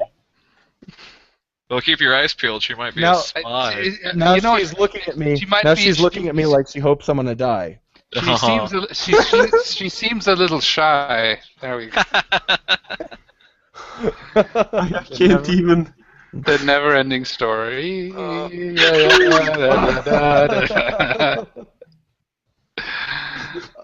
I will point out that because we started late, I should get going soon. This is not a rhyme, by the way. I know you're all waiting. Ooh, but I don't Is know when Cassius's you turn? guys. Yes, it is. Let's do this. No more silliness. So are you guys out of character? Just to mention, Cassius is pretty angry, so he doesn't really have it on his mind. But are you guys sure that you want to fight a midlife crisis of zombies? Well, in one Well, turn, I took like I down said, like. You know, I didn't want to fight them. Apparently, your character wanted to fight them. If worse comes to worse, I still have my divine channel for the day, so I can turn. Yeah? As long as you and Yasha keep doing what you're doing, I think we should be fine. We're gonna And, assist me and Helen. My character. Is anyone else still listening for the rhymes? Is it just me? Okay, just me. All right, continue. I'm gonna be honest, I might be. So anyway, Just drop this on a dime. Nice. Because we're running out of time. Yeah. you can't In see my me, but I'm Corona, face I have palming. some lime. I think Cassius was gonna reduce some zombies to slime. So That is so sublime. Sprinkle on a little fine. God damn it. Okay, do we want to do this or do we I don't care. Either way. cooperative like poetry making or some bullshit? But It is. Unless you So can pull Cassius, something out of your ass now. what does Cassius Maybe do? overrun. Yeah, Cassius. What do you do? So how close are the next few zombies coming up? Oh, there's some within 5 feet, some within 10 feet, some within 30 feet. So it's like some, the hallway's filled, basically. Yeah, I mean they're en route. Shit. Hang on a second. Well, at least you might hit. Hang on a second. Cassius says, block it! And he casts another, which I assume as well, if you allow me, will be of lightning, but he casts a giant ball of lightning in front of the party, in front of them, like between them and the zombies, which is, give me a second. Barker, you have such wit. Nice.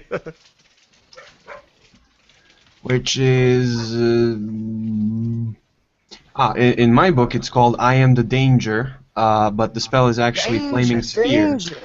It's called Flaming Sphere. Yes. and it is I have to concentrate up to 1 minute. It has a 5-foot diameter. Everyone who ends their turn within 5 feet of the sphere must make a dexterity saving throw, and the damage dice are 2d6 fire on a failed one. But if you allow lightning. Yes, sure. For role-playing purposes. Let's Yes. go. Right. Now, you did mention, I will say, that you did not have any ingredients. Moment.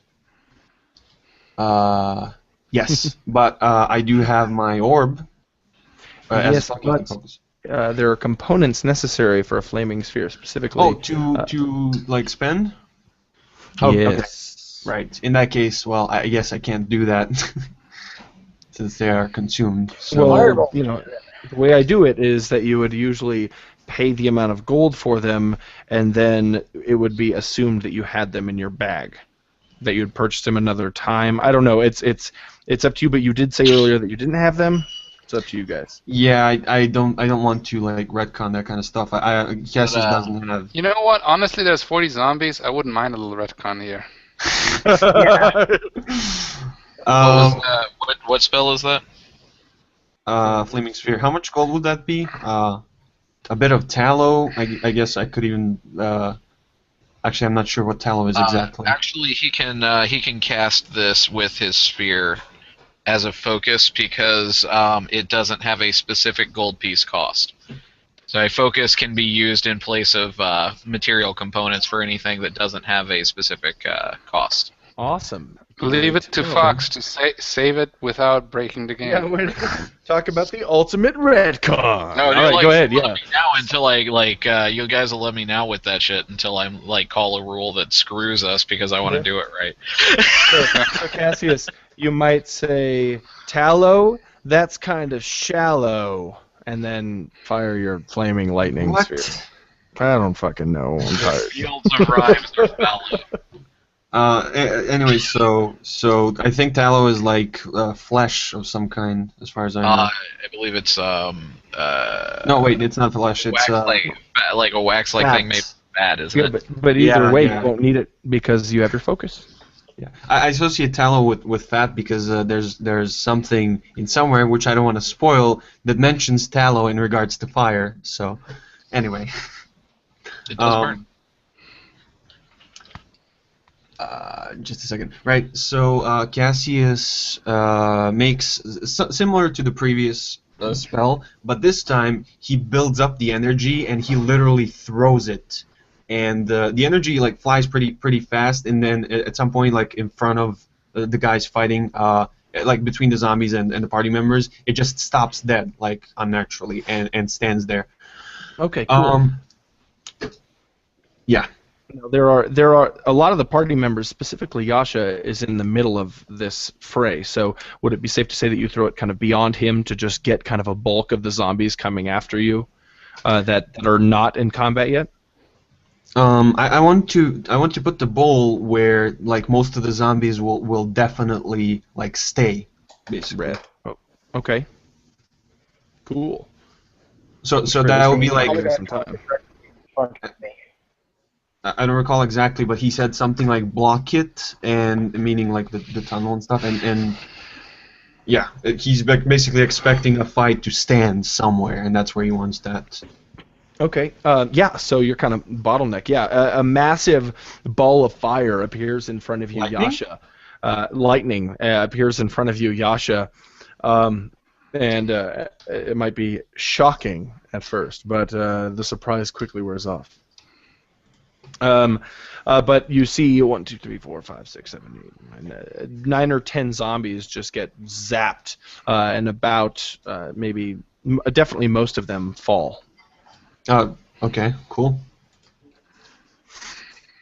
Well done. Uh, Yasha, you are surrounded by zombies, and more are coming. You look out of the corner of your eye, and you see Salus and her daughter Kalith, and they are looking at you. And Salus is clutching a dagger, and looks at her daughter, and looks at you, and looks at her daughter, and looks at you. And what do you do? I do kind of shout out, whatever happens, protect her. Get behind us as far as you can. If we have to, we'll hold them off. And I do, Barker, can I do like try and take their legs out from underneath them? Yes, first roll a charisma check, either intimidate or persuasion, whichever you would have used to the elven woman.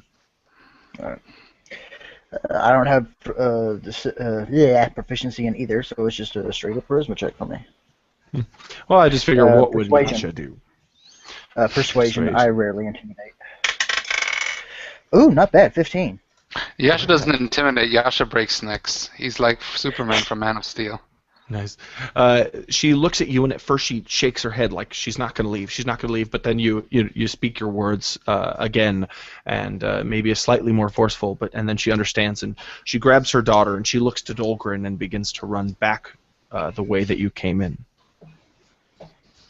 And now go ahead and roll your attack. I believe the leg sweep that might actually be like a feat or something. You can definitely do an attack. If you do your flurry of blows, you can role play something like that. But I can't. I don't. Unless you you could just spend an run it by inspiration. you could just run it by the shove maneuver. Ooh, the shove maneuver. Yes. You could do that. Yeah, I think I'll just flurry of blows and use the secondary ability of my flurry of blows, where each one I hit has to make a DC 15 strength check. Not DC 15. I need to look up. Does any of you have the player's handbook open to the monk section where my DC is listed? I can. Oh yeah, all the Not time. me. Not me. Let's see here. I don't even have the book yet. There's the paladin. I got Alright, the what am I looking? druid. Flurry of blows. That flurry of blows. What's the name of the ability? The It's just DC the is DC is for all of my special monk abilities. It should 8 be plus proficiency plus wisdom. Yeah, it's always that. 8 plus prof plus whiz. It's more like the mech flurry of blows. So it should be what, 13, 14? Plus my wisdom. That should be 8 plus proficiency. That's 10. 13. I thought it was supposed to be double my proficiency bonus but that may have been because I remember reading in the alpha. It's no, That's why I was kind of held up. I was just looking at it. So Yeah. All right. Thanks. All right. Flurry of blows. All of them. I'm gonna attack all 4, and then they're gonna have to make a dex save. I'm gonna try and knock them prone. 17 on 1 with. I mean, that's 17 plus my 6, so 23. Only 1. So 5 damage to that one, but he has to make a reflex save or be knocked prone. Second attack. Ooh, a 19 plus 6. That's 25. He takes only a straight up 3 damage, but he also has to make his dex save. That one was a 15. I'm not sure if that one hits. We may never know. Barker left. Oh, come. I think I Bark was love just the- like, fuck this. That face wherever he comes back, it's like, whoops. Whoopsie doopsie. I'll be right back, guys. Hello. Hello. You're You back. changed shirts while you were. Nope, still in the same shirt. My internet died. What was the last thing you heard? I heard Yasha saying, "All right, I'm gonna." That's what. Alright, I started attacking them. I rolled for 3 of the hits. One was a 21, which I did 5 damage to, and he'd have to make a reflex save. The second one I hit was a 25, got 3 damage from that one. I just rolled a 15, and I need confirmation if that actually hits. 15. Yeah. That hits. Alright. He takes, see, that's 2 plus 4, 6 damage, and the fourth one, actually, that's a natural 20. Yeah, nice. Roll Go ahead double and- damage? Yep. Yeah. Okay, not too great on there. It's a 2, and that's another 2 for a combination of 4 plus 4, so a combination of 8 damage. I don't think I killed any of them, do I? You actually kill one of them that you had hit before. Okay. How many of them do I knock down, though? That one that you killed. The second one that you did Oh, they all damage make to. reflex save? Oh, sorry. Whoops! Haha. What did it have to beat? 13, I believe. Yeah. All of a sudden, these zombies just got a hell of a lot more reflexive, guys. I don't know what the shit happened. They just They're turned into jumping up and down. big skeletons. Yeah. Actually, they all fall down. They're pulling out bows. Okay, so as I shout out to try and get her to retreat, my first prerogative is to Hellfish get them to safety as quick as possible. What's that? I kind of, as I'm trying to get them to safety, I kind of leap forward slightly, landing in a crouch with my right leg extended all the way, and I swing it around me, nailing each of their kneecaps as I flick it across.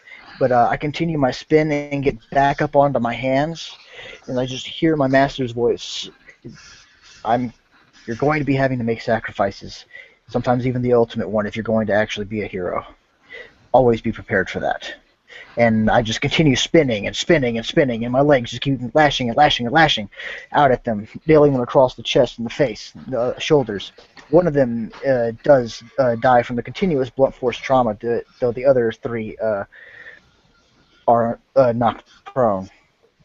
And Okay. to complete my movement, I'm going to back up, basically retreat a bit towards Garthor and Helen. Okay. You're all starting to get the idea that this may become a futile effort soon. Though Cassius's ball of lightning is assisting, it might be better served as buying time. There's just so many of them.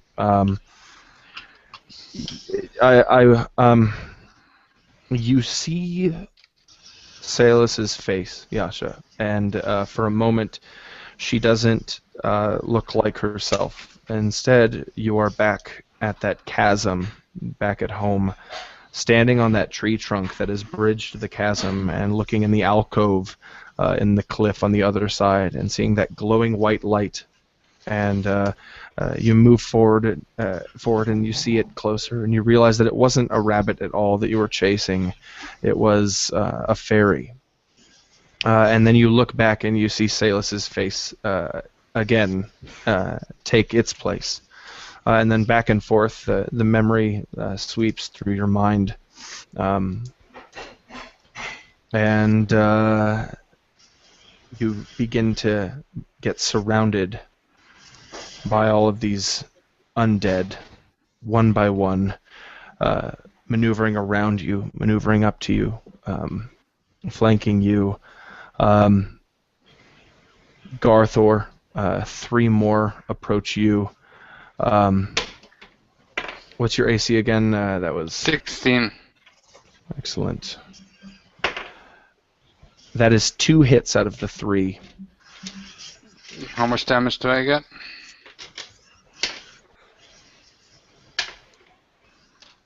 $12 total points of damage. Ooh, that's As not good. as one tears into your flesh and the other one claws at your chest. I Yasha. roar out in pain, and I'm like, gonna re-die for this. And Yasha. You can't see it because it's translucent. That's a natural 20. Ouch. The other one's a natural 1, though. Do I get an attack of opportunity against him? It just bites the zombie next, like that zombie, like scoots and hits you real hard, and the one behind it just bites him on the head. yes. How many hit points do you have, Yasha? That's not a good question. I have 23 hit points left. You have 23. Okay. Currently, you're taking 11 points of damage from Not anymore.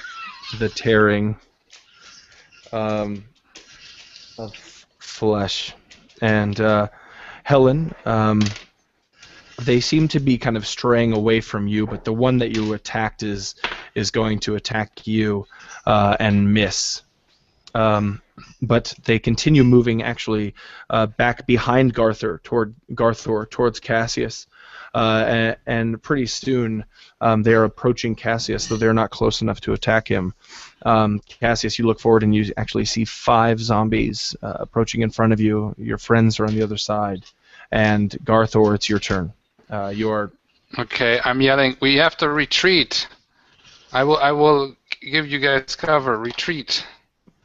And I attack the closest zombie, one of the ones that hit me.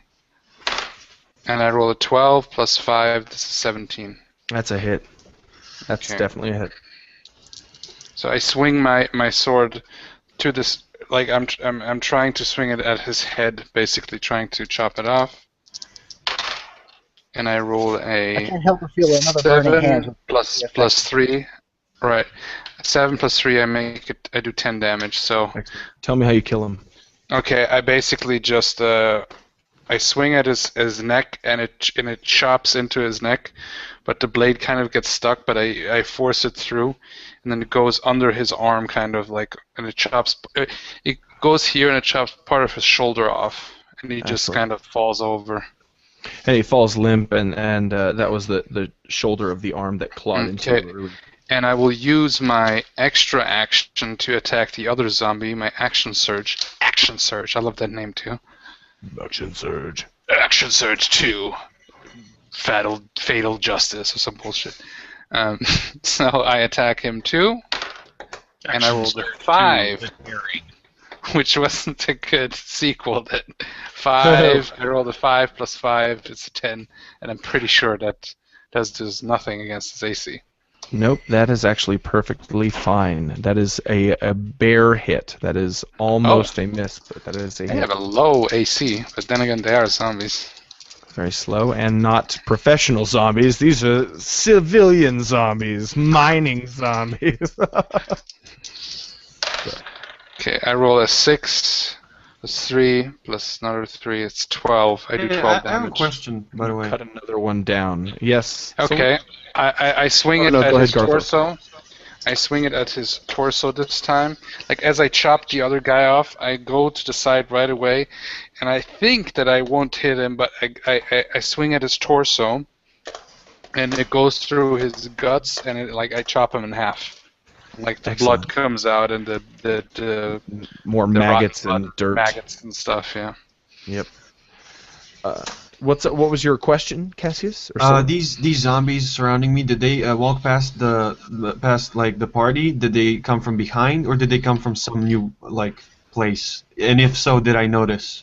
No, they came from behind, maneuvering around this massive sphere of lightning behind the party, and some were actually near the party. There are just so many that you know the direction which they came, but you're pretty Okay. sure they didn't come from any other new place. Damn it. Okay. Helen, you see that the zombies are kind of staying away from you a little bit for some reason, but what do you do? Okay, so they're really clustering up around everybody right now, yes? And there's a whole big cluster of them coming in.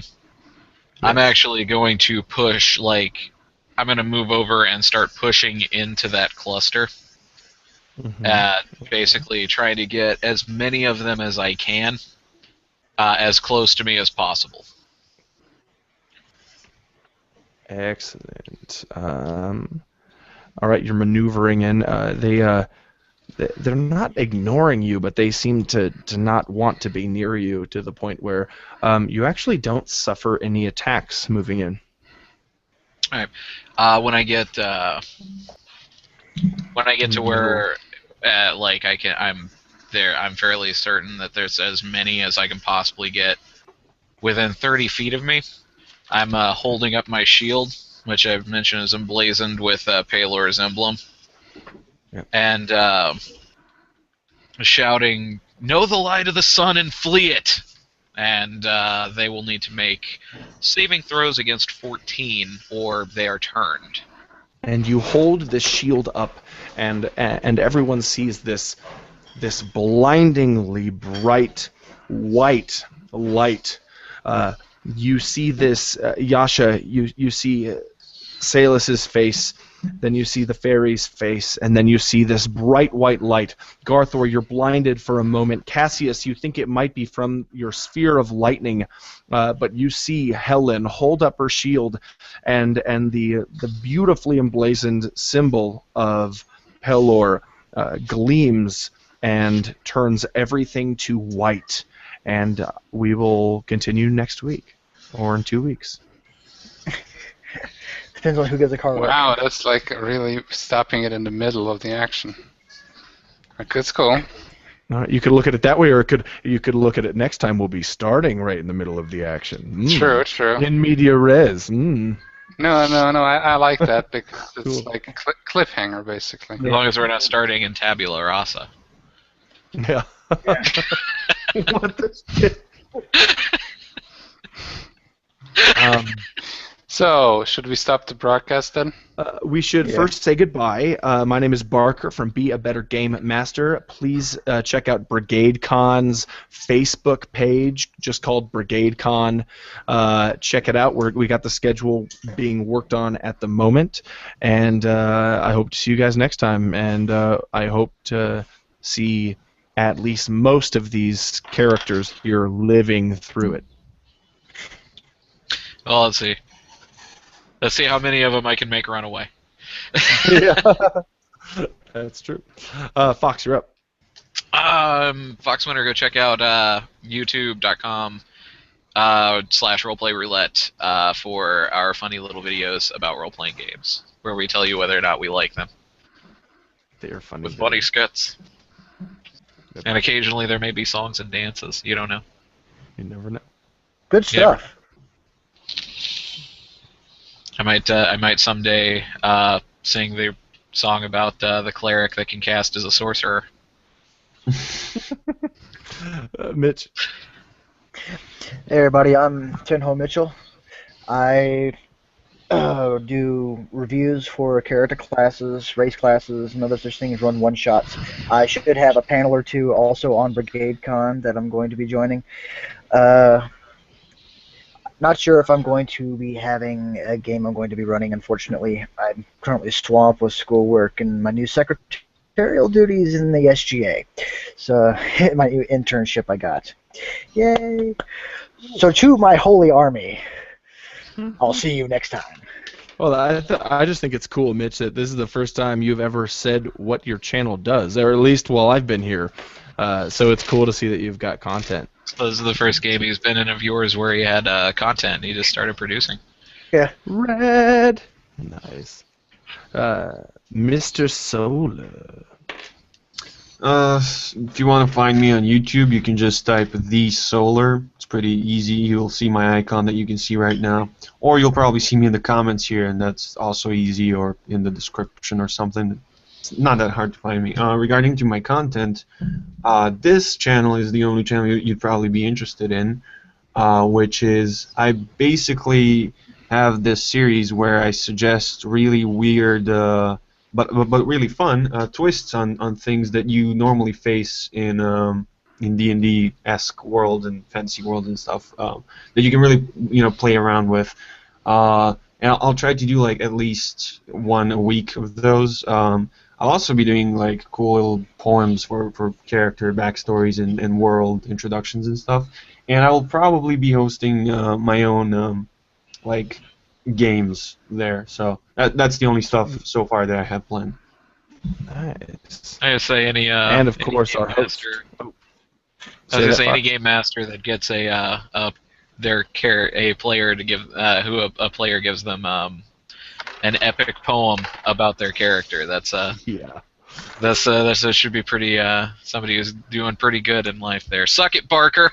I know. I even did that for Sean. I wrote a song, a heavy metal song for he Sean. did. He Yeah, did. I saw You that. wrote a He you wrote a did. heavy metal heavy song metal. for Sean. Solar's writing epic poems for Fox, and I got an email. That was cool. Here's the thing, Barker. Cassius's backstory is not epic enough to write about, but he's an interesting enough character that He's you can creating bet. his own backstory right now. Yeah. Maybe You I'll guys write will- some. Maybe I'll write some poems about what he's been doing so far. There we go. Nice.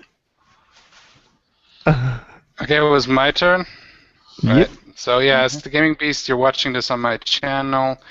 Check it out. I do video game let's plays, reviews. I do role-playing stuff where I talk, and also a lot of role-playing sessions. And I also do a lot of podcasts. I just started a new one called the RPG Brigade Cast, which the third episode will come out soon.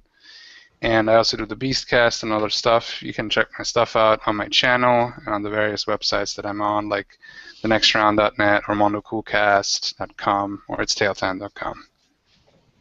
Rad. I think I may have heard one of those podcasts.